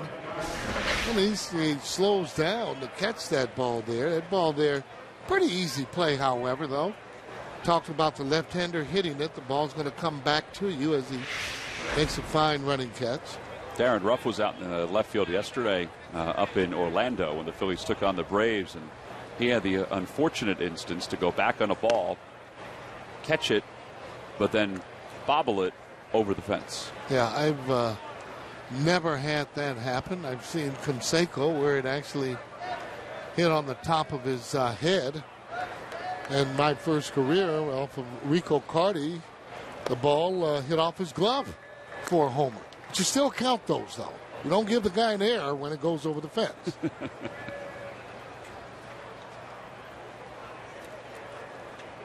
Brett Gardner is 1 for 2. He scored a run his last time. And it's 1 ball and 2 strikes. Yeah, you're talking with Darren Ruff, and he also talks about it being a little bit easier out there in the outfield. I talked with him today about that.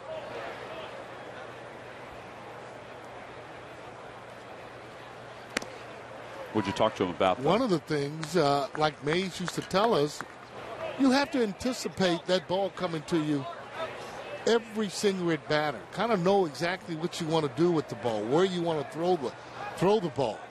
And if you're doing that, it's going to make it easier for you. Therefore, you're not surprised. Swing and a miss. Kyle Kendrick picks up another strikeout, his third of the day. Boy, he's been on his job today. Around the plate, getting ground balls, and even some of the balls that are line drives have not been hit on the barrel. Take a look at the movement on this pitch. Here's that changeup again. Boy, he's fallen in love with that one. Good pitch. Well, 2 outs here in the 6th inning. Gil Velasquez is coming up. You see the pitches by inning for Kyle Kendrick. Velasquez swings at the first pitch and hits it toward the Yankee dugout. It's 0-1. Doing a good job in keeping the ball out of the middle of the plate. That's when he seems to get hurt, or just about any pitcher, though, for that matter.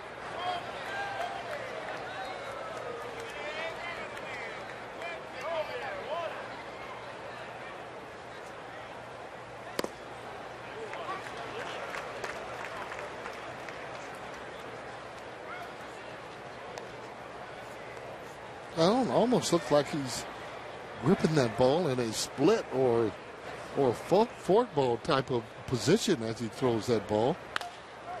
Fly ball out to shallow left center field. Mitchell and Brown are there, and it's Jermaine Mitchell who takes care of it. Kyle Kendrick, 6 innings, 1 run. He's retired 8 consecutive hitters. We go to the bottom of the 6th inning. The Phillies lead it by 1 over the Yankees.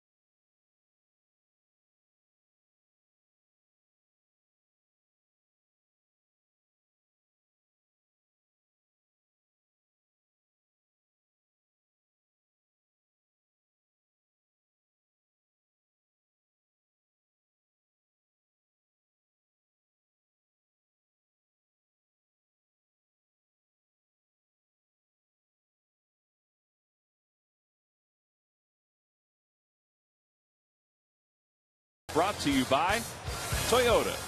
Let's go places. I don't know, Sarge, that water's looking pretty good now, isn't it? Yeah. I like it when it's calm. You don't see a lot of the white caps. Just beautiful beaches, though, all around. Clearwater, St. Pete. No wind there. Look at the palm trees, and don't understand it. No people. Maybe they had something else going on that day. Okay. We start the bottom of the 6th inning. Sean Kelly will take over for the Yankees. Kelly picks up for Boone Logan. Logan pitched a scoreless inning. He allowed 1 hit. So now Jermaine Mitchell, Stephen LaRue, Kyle Kendrick due up for the Phillies. Phillies do have bullpen action. Kyle's day may be done. It's not because he hasn't pitched well enough.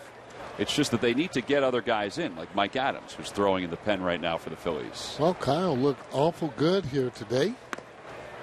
Swing and a miss by Mitchell. It's 1 ball and 1 strike. He's 0 for 2. He's grounded out twice. A lot of confidence in his pitches, especially that changeup. Boy, it just had so much movement as it was tumbling out of the strike zone. Yeah, I know he said he wanted to work on his cutter a little bit more today. I don't know if he needed to. I think he was in position where he didn't really need to work on the cutter. That's a real good point, because that changeup was really working, and I'm sure he would say he didn't get a chance to work on the cutter as much. But keep in mind, that cutter, if you're throwing that ball and it's getting a good part of the plate, that is just not a real good pitch. It's a good pitch in terms of the ball getting in on that hitter's hands and breaking some bats. Did a great job today. Here's Steven LaRude. LaRude has an RBI double. That gave the Phillies a 2-1 lead. Back of the fourth. Darren Ruff's come out of the on-deck circle for the Phillies, so Kendrick's day looks like it is done.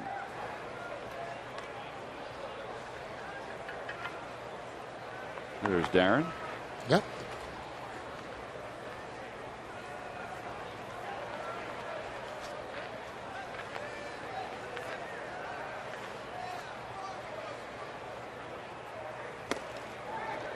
Two balls and one strike the count. Sean Kelly last year, in fact the last handful of years, played for the Seattle Mariners. Last season he pitched in 47 games for the Mariners, was 2-4 with an ERA of 3.25. Yankees acquired him in a trade for Abraham Almonte just 2 or 3 days before spring training.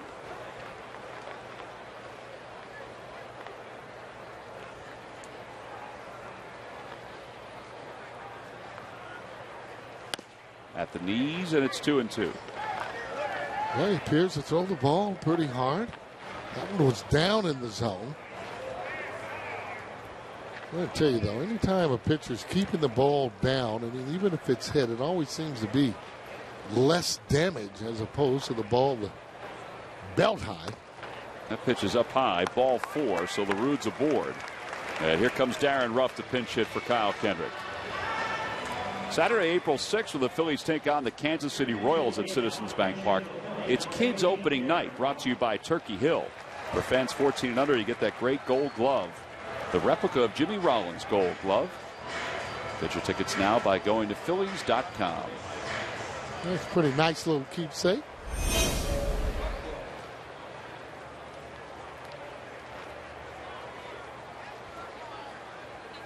Darren Ruff takes high, 1-0 the count.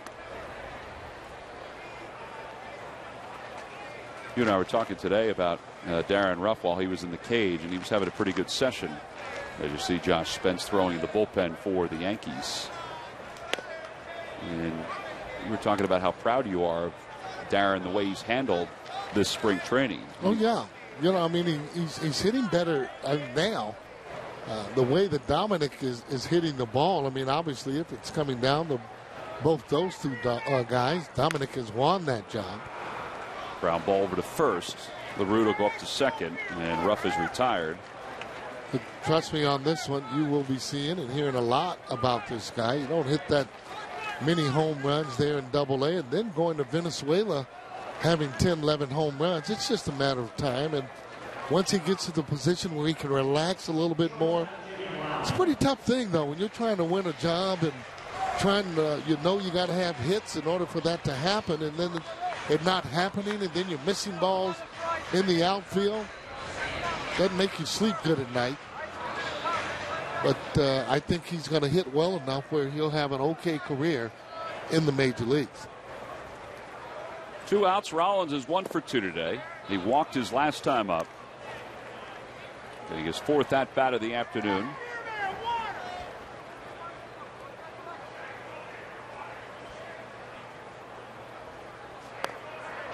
Jimmy was a little fooled on that pitch.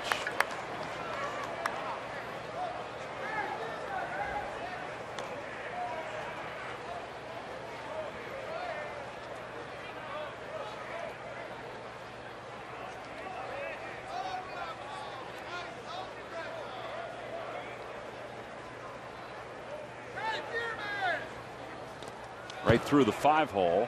Over to third goes LaRude. It should be a wild pitch charge to Sean Kelly.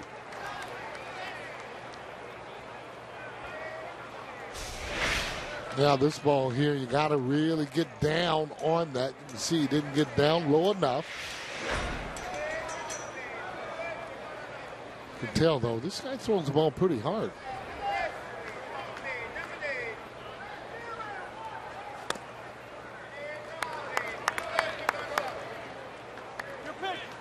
That'll make him get it down to your level. Put a good swing on it. He's supplying a lot of the power. And that's high, ball 4. Rollins walks for the second time. Second walk issued by Kelly in this inning. Larry Rothschild, the pitching coach, is going to come out to the mound.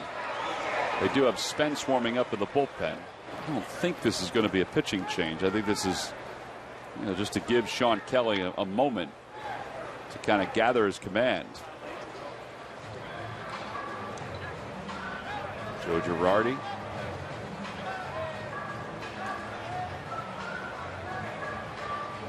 Reminder that we are accepting applications for the 2013 Callis Award.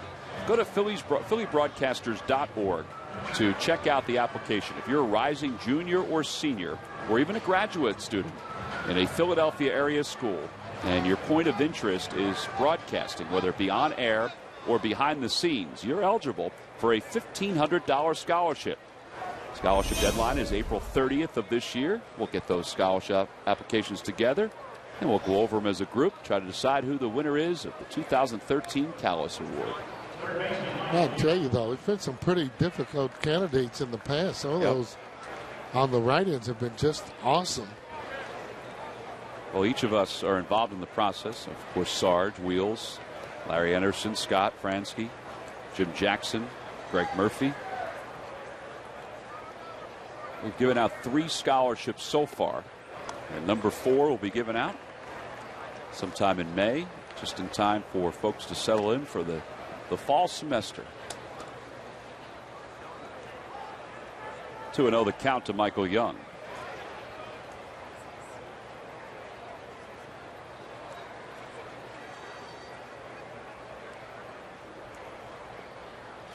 And Young lines one to center field. That'll drop for a base hit.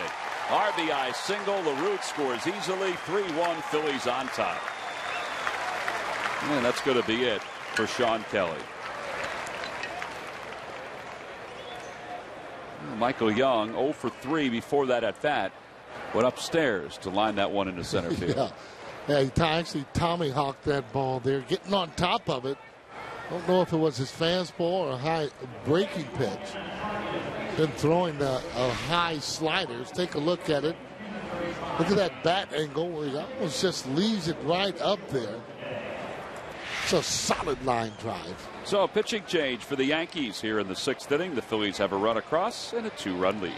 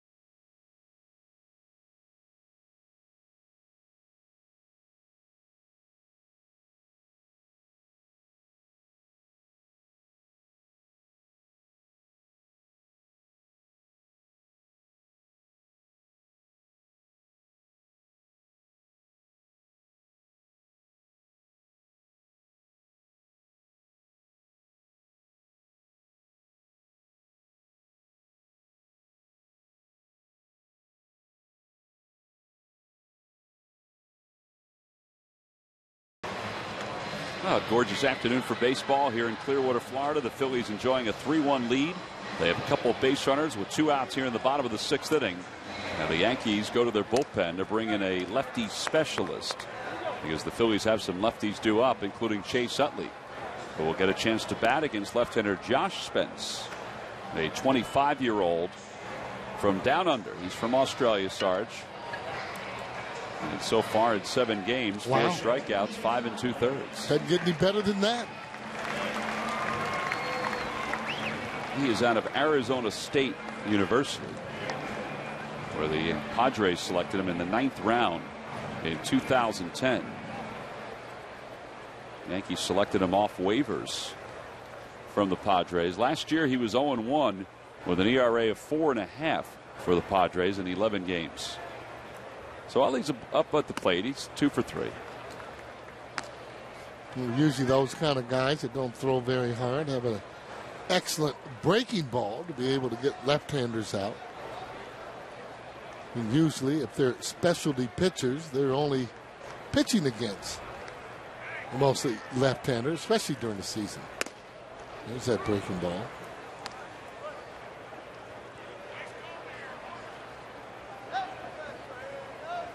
Like Utley on this, because usually he doesn't budge whether or not it's a left-hander or right-handed pitcher.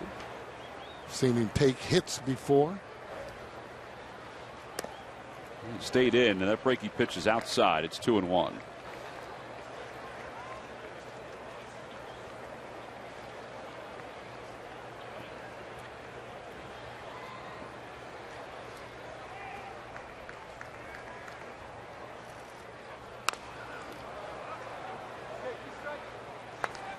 So far, he's come in and thrown nothing but off-speed pitches.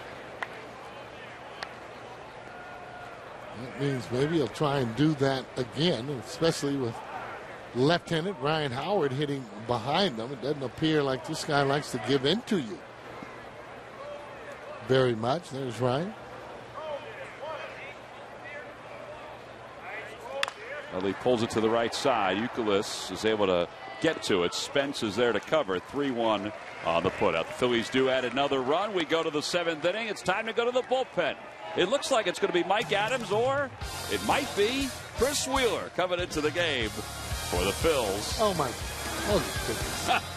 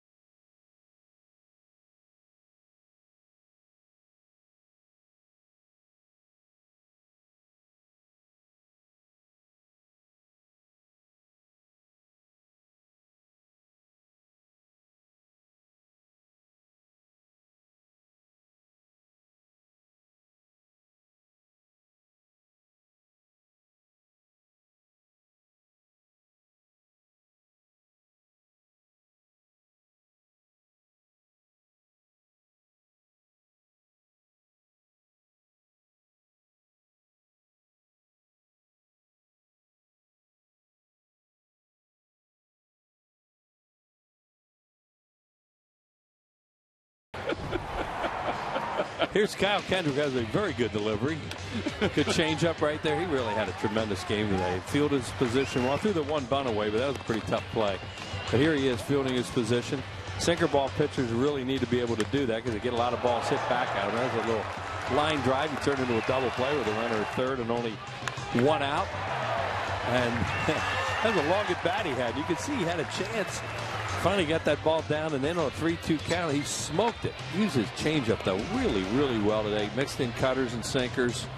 And overall, a very, very effective outing for Kyle Kendrick through 6 innings, and he has to be very, very happy with what he was able to do. Here's our game summary. You see the Phils are up by a score of 3-1. Dominic Brown with another home run today, his 6th of the year. Kyle, that's his line, with no walks and 3 strikeouts. Ichiro's knocked in the only run for the Yankees. Adam Warren, their starter, charged with a couple of unearned runs. Yeah, Kyle Kendrick's going to continue to throw in the bullpen for the Phillies because he wanted to get it above 80 pitches for the day. Darren Ruff is in the game for the Phillies after pinch hitting. Pete Orr takes over at second base for Chase Utley. Freddie Galvis is in at shortstop for Jimmy Rollins. And Mike Adams in the ball game for the Phillies, facing Ichiro as we start the 7th. Adams' first pitch is outside. Over at third base, Kevin Franzen takes over for Michael Young.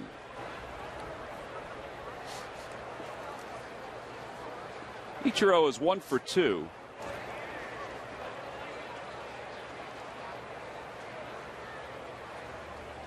Outside, 2 balls and no strikes.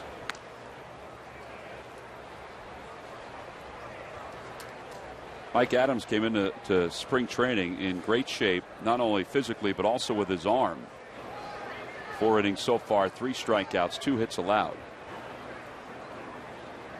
Rich Doobie told us before spring training began, before games began, that Adams was farther along than they ever imagined he would be. Yeah. Which was a big bright spot as camp began. Sure, after that surgery that he had, they weren't sure whether they could get a full spring workout out of him and then be able to use him on a regular basis, and they've been able to do all that. And Rich Doobie very happy about that, along with everybody else, because this guy can get people out. 2-1 the count to Ichiro. He was late, and it's 2 balls and 2 strikes. He throws cutter, slider, and a sinker, and he's a strike thrower. There's Kyle Kendrick. He will not be coming back into the game, as Tom said. He's just out there figuring out and throwing up pitches today, so I'm going to get a little more work. Yeah, 85 is where I think he anticipated he would be today. I asked him, I said, would 85 be difficult? He said, no. He goes, last outing, I felt like I could have thrown 85. What did he throw? He finished with 60 pitches. I believe. That's how effective he was today, that he got him out so early. He had them swinging early in the count, getting quick outs. In that first inning, when he threw 7 pitches. 3-2 the count to Ichiro. And he hits it foul over toward the third base coach's box. There's probably nobody in Major League Baseball still can hit the ball out of the catcher's glove the way this guy can just there. He is the ultimate emergency swing. And he'll not only put an emergency swing on it, he'll put it in play with one of those swings. Most of the time they just try to foul it off. That little pigeon-toed stance that he has. It's very unique. You would never teach anything this guy does.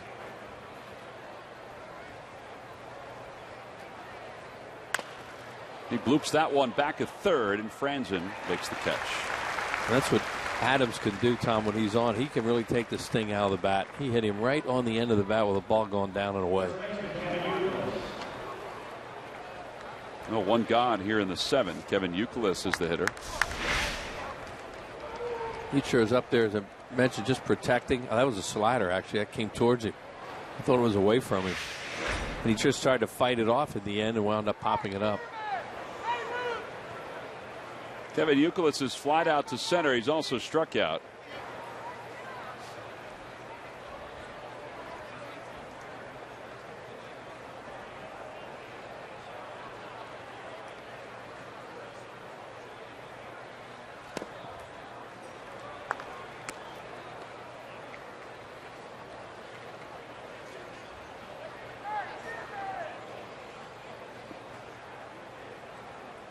Youkilis is a lifetime .283 hitter. The last couple of years haven't been up to the same level as they were, let's say, 5 or 6 years ago. He's a 3-time All-Star. He finished 3rd in the MVP balloting a few years ago when he was with the Red Sox. His situation with Boston kind of epitomized the struggles the Red Sox had under Bobby Valentine last year. On the outside corner, 2-1.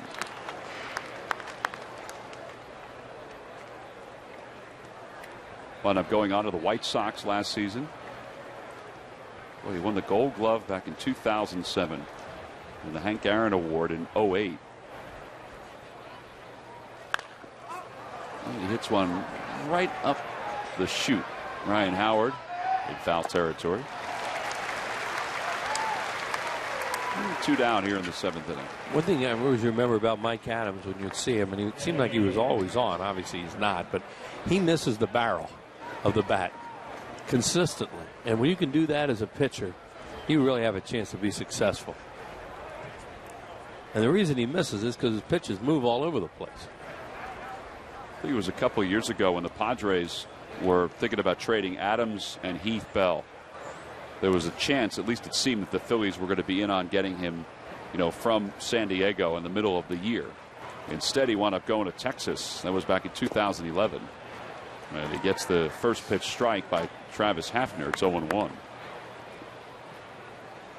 Well, they're getting a very, very experienced late inning pitcher, and they are so important in today's game.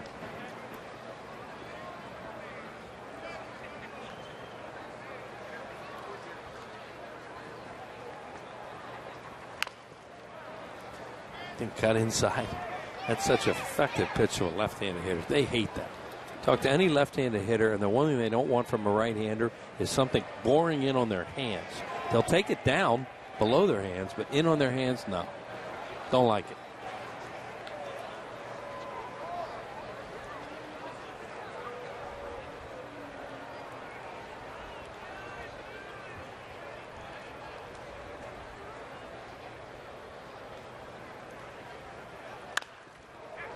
Well, a slice out of play.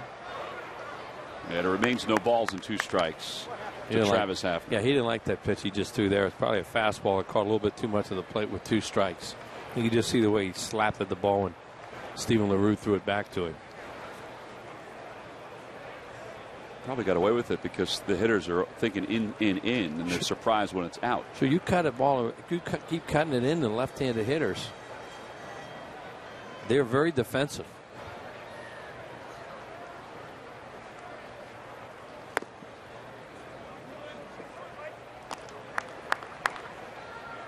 Even with the issues he had last year, he still managed to pitch in 61 games and have an ERA of 3.27 in the American League. He's been very durable. Missed the last 5 games of the year. They thought that it was a neck problem. As it turned out, he was diagnosed with a syndrome called thoracic outlet syndrome, which eventually led to the surgery. Folks have never really heard of that in the world of baseball. But not only did he have that, but also Chris Carpenter. Yeah, story in the paper this morning about him. In the Tampa paper. Yeah, St. Pete. Yeah, the Tampa Times that he may be finished. He may not be able to pitch again, Chris Carpenter. There you see active career leaders as a relief pitcher, earned run average. This guy's right there. And look at those names that he's with. That's pretty good company. Including 2 Braves. Yeah, unfortunately. Kimball and Venters have been mainstays for them the last couple of years. Second guy isn't too bad either. Second guy's in some games for the Yankees already. Phillies saw him last week when they were in Tampa. He pitched in that game. 1-2 the count to Hafner. And oopie. I was about to say a called strike 3, but Phil Cuzzy didn't think so. Yeah, it looks like he came trying to backdoor him a little bit here. Well, pretty close. Hit his glove.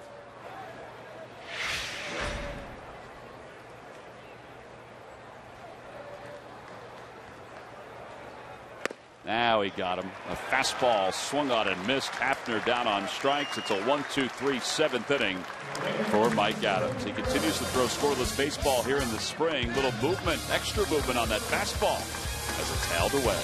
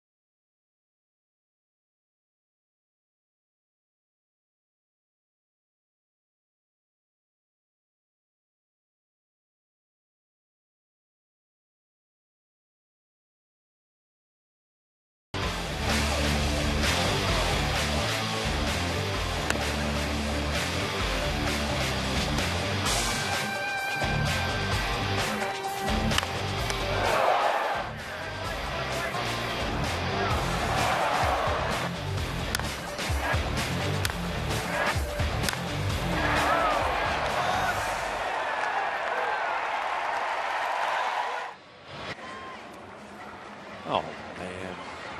Well, I tell you, Wills, there was some pretty good swings here this afternoon. It's 3-1 Phillies on top as we go to the That's ball. either a shallow booth or a wide lens. It's a good lens. It's a good lens. Seriously. It's a good swing, Wills. In the back of the booth. Well, you were technically just right behind Sarge. You weren't back all the here. Man. On behalf of all of us, thank you very much for doing that. Changes in the outfield. Ben Francisco's in left field for the Yankees. And Melky Mesa is the new center fielder for New York. By the way, by that swing, it looked like that ball went straight. You saw it yesterday. It did for a long time until the last couple holes. Ryan Howard leads it off against Josh Spence. It's 1 ball and 1 strike. Phillies up 3-1. They scored 2 in the 4th, 1 in the 6th. New shortstop is Walter Ibarra. And Jose Perella is the new second baseman for the Yankees. Ryan Howard hits one deep to right field. Forget about that one. That was a hanger. It went a long way. Home run number 5 for Ryan Howard this spring. It's a 4-1 ball game. Yeah, that was a hanger. If there was ever one that was a hanger, that was that baby. Sometimes they can be really hard to hit when they're hanging like that because you can't get on top of it. Oh, he hit that a long way. Got up the breeze a little bit. Here it is. Spinner. Oh, yes.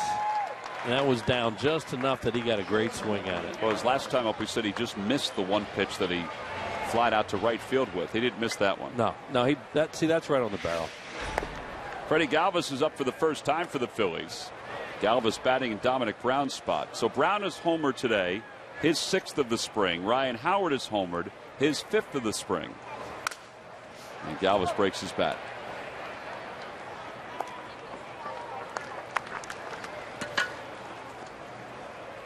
Well, who knows what the regular season will bring, but there is a sense of optimism because the big piece is swinging the bat like we remembered from several years ago. And so Chase Utley is also very healthy, it looks like. And Dominic Brown is a big plus. So certain things you look for at the beginning of the spring, there are some positives. Lance Nix is 2 for 3. He's doubled. He's also singled. He struck out his last time up. Outside, it's 1-0. Kyle Kendrick had a fantastic day today for the Phils. And to wrap it up, he's going to get a chance to talk to Murph. Murph, take it away. All right, thank you very much, T-Mac. And they were just talking about what a terrific outing it was for you. And I was just listening to talk to some of the guys inside. But the best you felt all spring, right?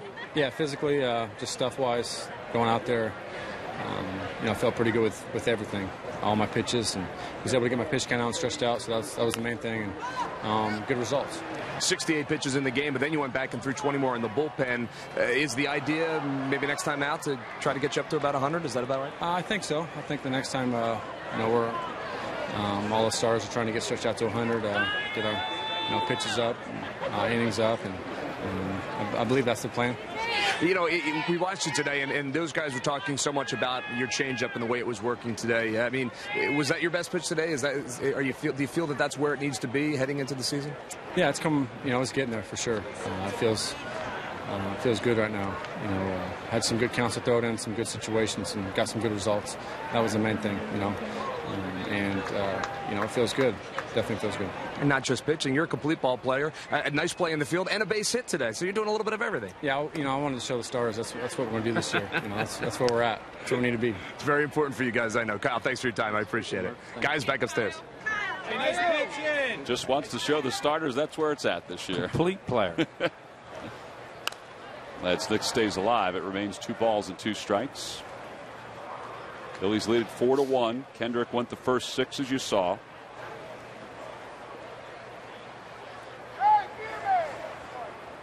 Yeah, they've tacked on a run in the 6th inning and a run here in the 7th.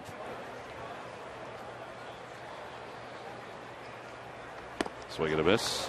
And there are 2 outs here in the 7th inning. Jermaine Mitchell will bat for the Phillies.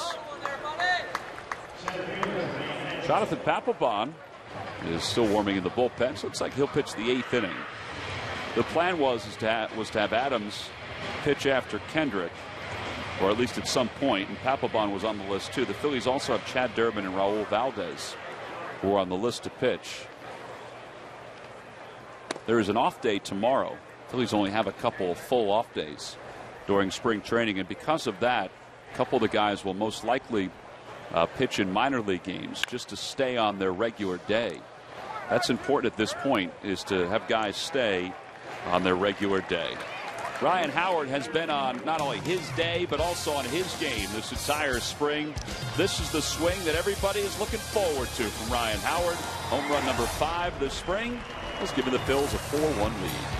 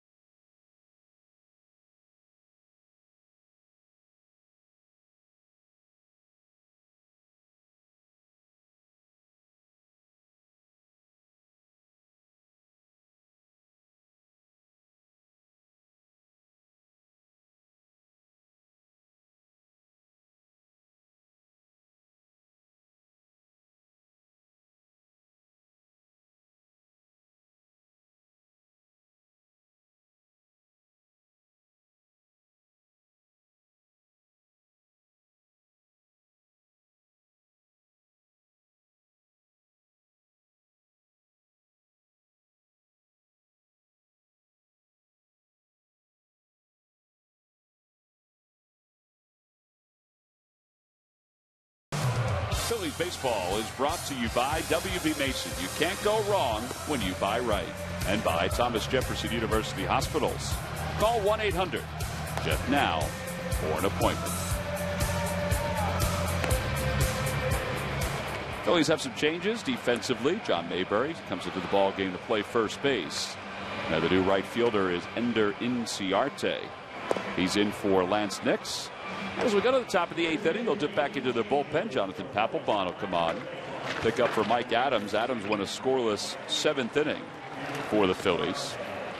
After a rocky start to spring training, you wouldn't know it by looking at Pap's numbers, but he has pitched pretty well his last couple of outings. He's been battling a couple illnesses, flu-like symptoms, and I think he had the same thing that Doc had the last time he was scheduled to pitch out here on the big field. Yeah, he's been fine his last 2 times out, and as Tom said, he's been bothered a little bit with some stomach problems or flu or whatever has been going around a little bit. Get him in the game a little bit later. Most of his outings have been, what, 5th or 6th inning? Here he comes in the 8th today. And he'll face Brennan Bosch to begin the top of the 8th inning. Bosch is 0 for 2. He's grounded out twice.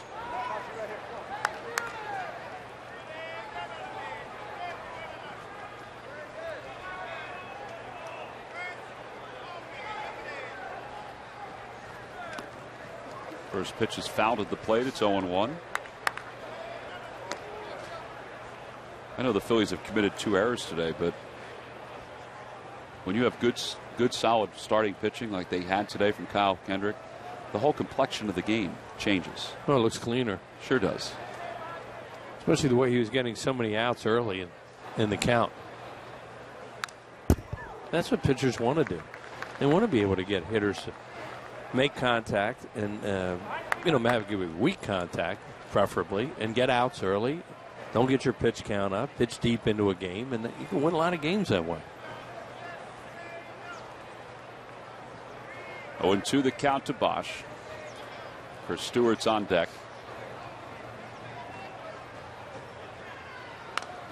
That one is straight back and right into the booth. Wheels, that time you were eligible to move because it was coming right at you. Wow. Yeah. Here it is. Atta boy. You could have caught that one, though, if you really had settled under it. Be careful throwing it down. God, Wheels, throw it down. Make the fans happy. Be careful. Whoa. Oh, nice catch. That was a lot of flinch on that one, right? Fly ball, right center field. Well, that one was coming right at you. Right at us. And see, Arte makes the catch. I still think, given the situation, you could have caught that ball. I could have, and why? Wasn't hit that hard. So what? Break your finger. It makes a lot of sense. Speaking of Wheels prowess on the diamond, don't forget the Ryan Howard wiffle ball set. Compliments of IBEW Local 98. Free defense 14 and under will be given out Sunday, April 7th at 1:35 when the Phillies take on the Royals. Order your tickets now by going to Phillies.com.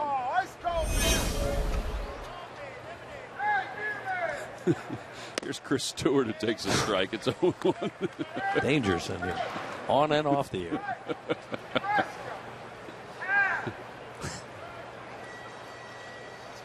That was very agile getting out of the way of that. You were. I thought the tarp did a nice job catching it, too. Excellent. A little low, 1-1 the count. Didn't have the effect, though, that it normally has when you hear bang when it comes on the booth. Hit the, what do you call it, a tarp? The backdrop. Curtain, whatever it is, yeah.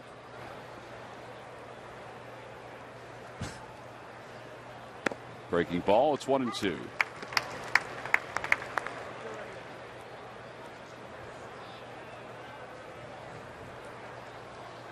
Papelbon last year had a solid season for the Phillies. There's no doubt about that. His numbers got better and better in the second half. Darren Ruff out in left field is a long run, but he'll get there. And it makes the catch for the second out. By looking at some of the numbers, all the statistical data that we have, one of the things that jumps out, and I think we noticed this too with the naked eye, Papelbon's numbers got even better in the second half because he started throwing a slider more than just the fastball. And split. Because that's what we heard he was fastball split guy all those years with a slider. But you're right. And I think we saw some stats the other day that really indicated that he used his slider a lot more. 1 ball and no strikes the count. And that was Bloomberg Sports came in. They help us a lot with stuff during the season, and even more so this year we're going to get. And they were showing us that the other day, and it made a lot of sense.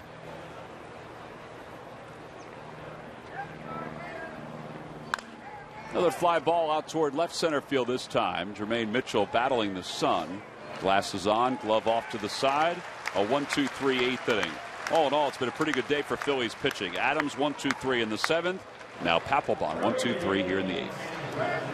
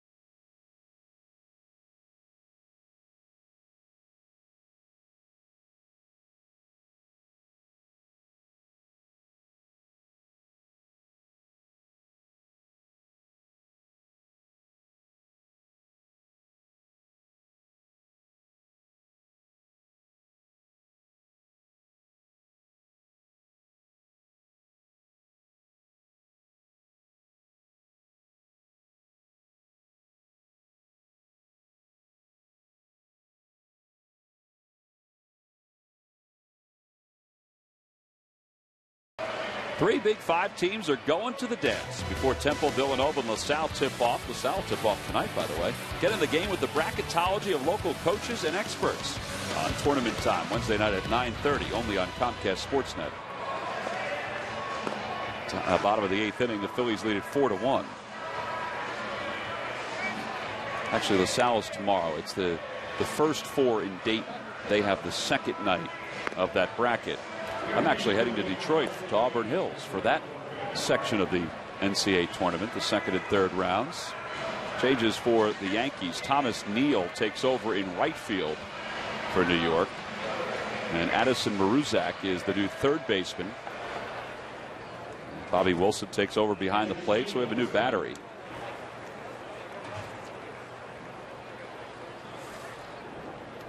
And left-hander David Aardsma, or right-handed David Aardsma, excuse me, is on the hill as we begin the bottom of the 8th inning. And they've had a few lefties out there. Bunch of frisbee throwers. Stephen LaRue takes outside as we begin the bottom of the 8th. Well, heard Sarge talking about that, and you know, there's a lot of. They're really important for a team. Those left-handers that can go out there and throw that breaking ball and get left-handed hitters out. Aardsma's numbers this spring: 4.50 ERA.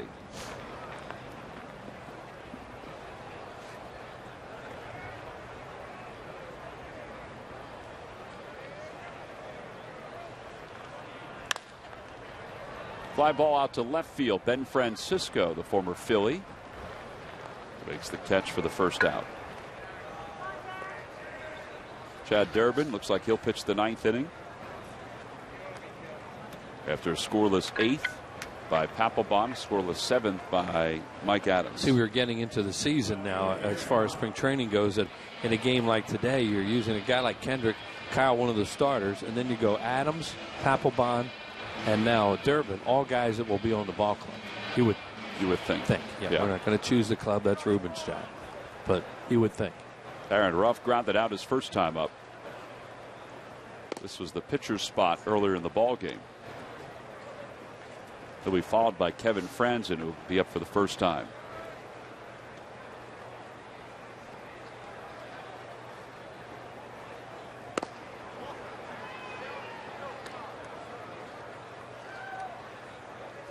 We are getting down toward the end, though. You know, you figure the outfield's still unsettled as far as who's going to play where, whether Ruff makes the team or not, where Dominic Brown plays, right field or left field.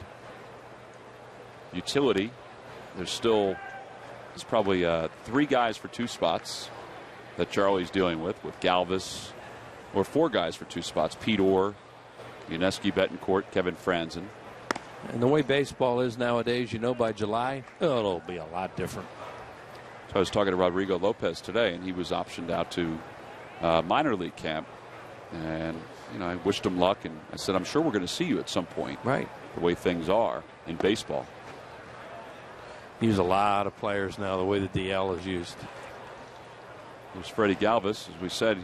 You know, he, along with Betancourt, Franzen, Pete Orr, battling for probably 2 utility spots. 3-2 pitch coming to Darren Ruff. Oh, in the air down the left field line. If it stays fair, it's gone. It's going to hook foul, though. He got out front a little bit, but that was really a good swing. He is strong and quick.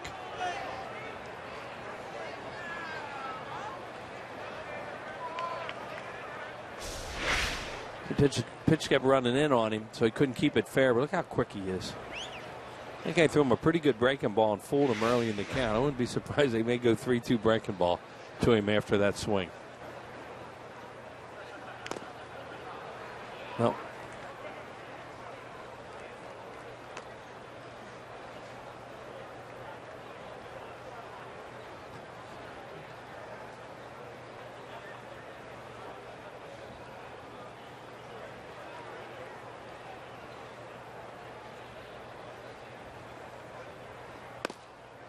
And a called strike 3.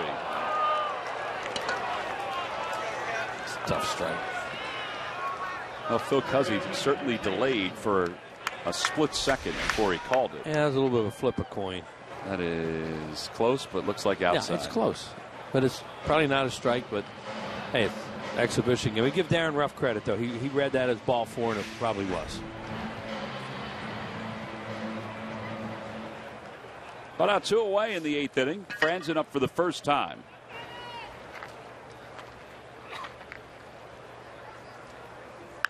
Franzen down the right field line. It's going to slice toward foul territory and out of play.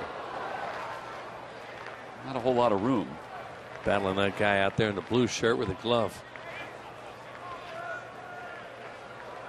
Thomas Neal, the right fielder.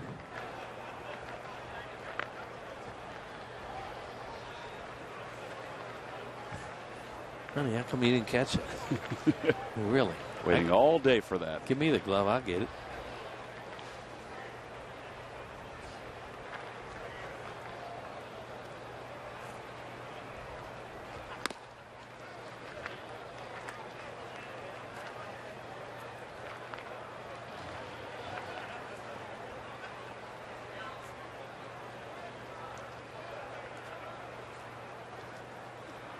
Breaking ball, and it's 1-2.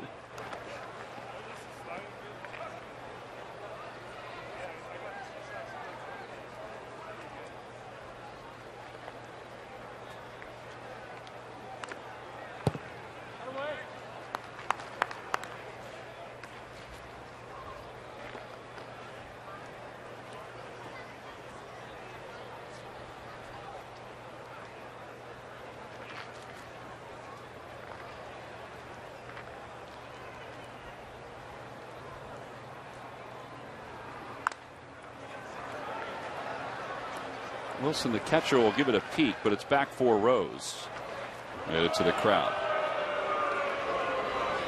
Phillies got a couple home runs today, one by Dominic Brown, the other one by Ryan Howard. There's been some games where they've played very well pitching wise. They've had good outings for their pitchers. They haven't played well defensively. Today they have 2 errors, but they don't really have an impact or an effect on the game at all.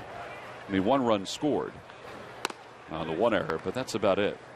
I didn't see that play live. Was that one that Kyle should have held on to, or did he have a play at first? I think he had a play. Did he? Oh, yeah. But it had to be the way he played it. Right. That was the only way he could do it. Right. Chopper over to third. Oh. High throw. Franzen safe at first. It's kind of like that one, Wheels. Yeah. It should be an error charge to the third baseman, Maruzak. That guy does everything right until the very end when he throws it wide. Right there, good crow hop, strong throw, high.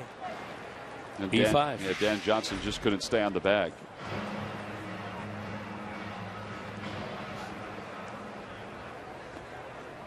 Franzen's up. Pete Orr, the hitter, Orr up for the first time today. Phillies with 4 runs on 10 hits. They've committed 2 errors. The Yankees 1 run on just 2 hits. This is the play on Kendrick, Wills. Oh yeah, absolutely. Kyle did that play right, and he had a play at first base. He just pulled the string on a little bit, and it tailed. With Gardner running, the only thing he could do is barehanded that's right. and throw off balance. That was Gardner too, yeah, who can really fly. They scored a base hit and an E1. See Pete Orr's numbers: 2 home runs, 333 average this spring. Off the end of the bat.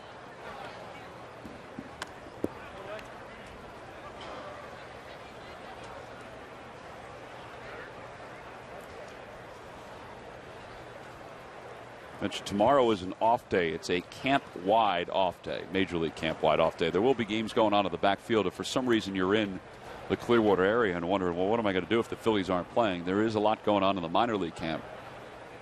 Swing and a miss, or down on strikes to wrap up the 8th inning. So the Phillies leave one over at first. We go to the top of the 9th inning. It's not time to say goodbye just yet. Phillies with a 4-1 lead over the Yankees.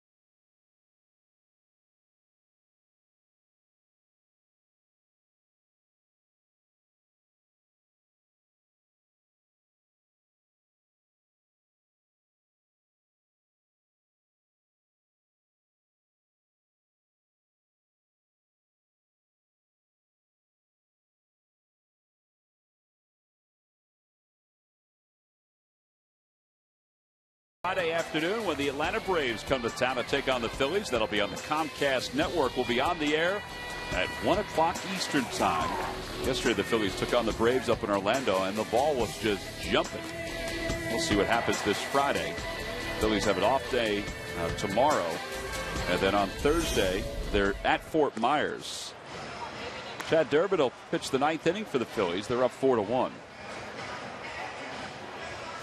And Durbin will face the bottom of the Yankees order, which really isn't the bottom anymore because of all the changes that they've made.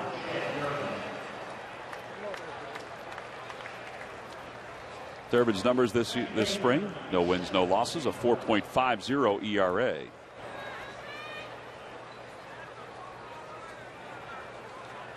And Jose Pirela will lead it off for the Yankees. He'll be followed by Melky Mesa, one of the big prospects for the Yankees, who's in the on-deck circle. 1-0 the count.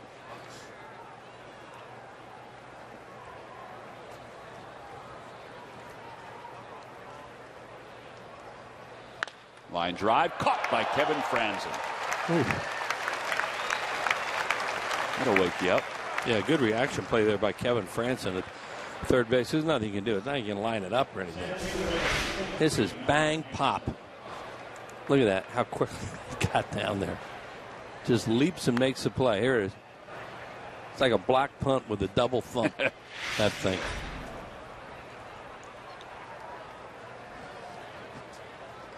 Melky Mesa had a good year last year for the Yankees farm system. It's a guy they expect to be part of their future outfield in some way, shape, or form. Now, whether it's, sometime this year, at some point next year.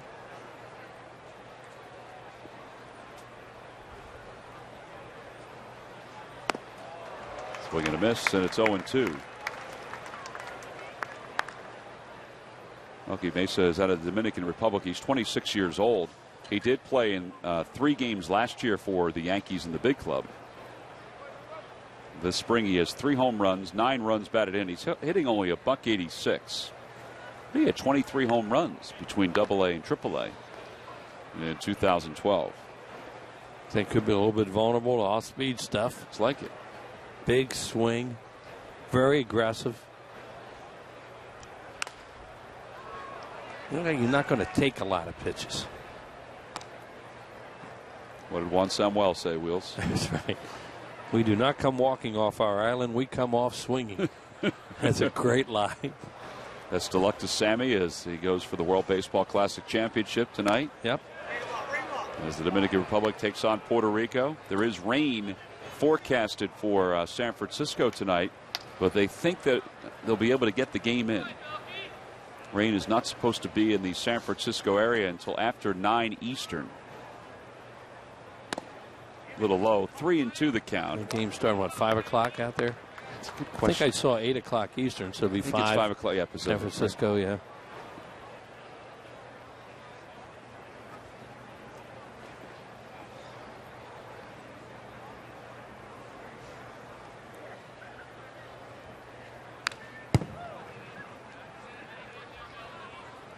Threw one pitch into him.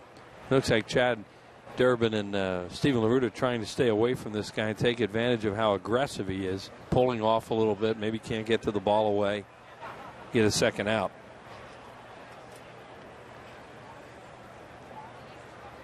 A little low. Ball 4. And Melky Mesa draws a 1-out walk. There's Rich Doobie, Phillies pitching coach, just taking a look at some of his notes, writing down which pitch that last one was. Looks like a changeup. Doobs has got a spring training media guide with him, making sure he has all the information. Man is loaded with information. LaRude going out to talk to Durbin.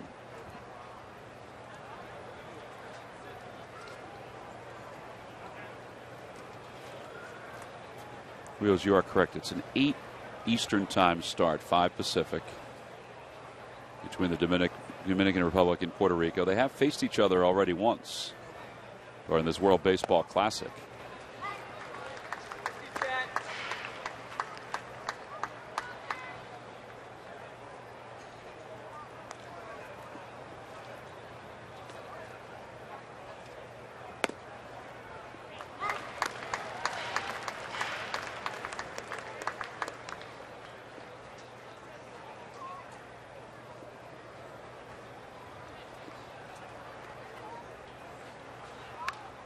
They try to tie him up. It remains 1-2.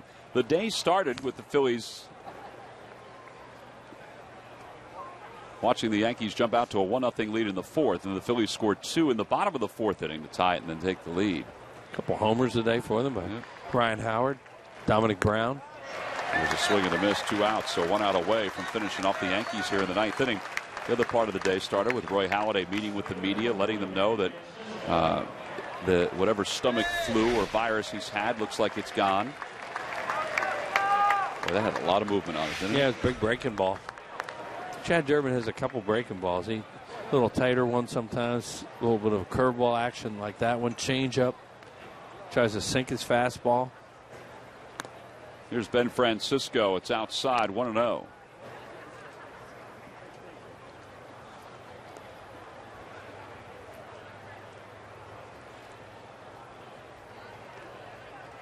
Runner goes, not being held on. And Francisco chops it foul. Ben's had a good spring, 14 ball games. He's trying to get back up into the big leagues to stick. Phillies acquired him from the Indians, and he was kind of an everyday player with the Indians, a little bit with the Phillies. Came out of spring training one year as one of the Phillies' corner outfielders. Lays off, and it's 2 balls and 1 strike.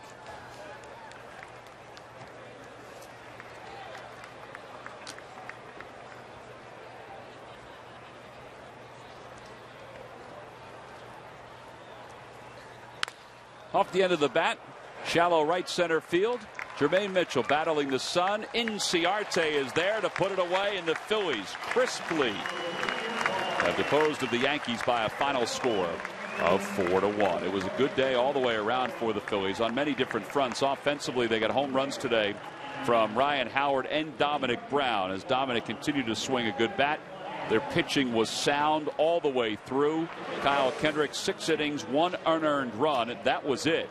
And then the bullpen. Adams, Papelbon, and then Chad Durbin. Scoreless baseball through the final 3 innings of today's game. Good crowd, 10,074 on hand to watch this one. As you say, Tom, good job by the pitchers, and only 1 base runner in those last 3 innings, and that was the 1-out walk to Melky Mesa on a 3-2 count in the 9th inning.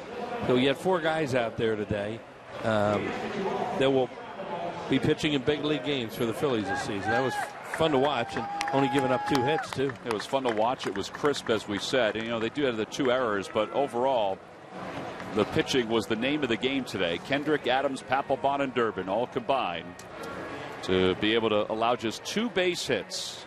2 base hits this afternoon from the New York Yankees. Final score: the Phillies 4, the Yankees 1.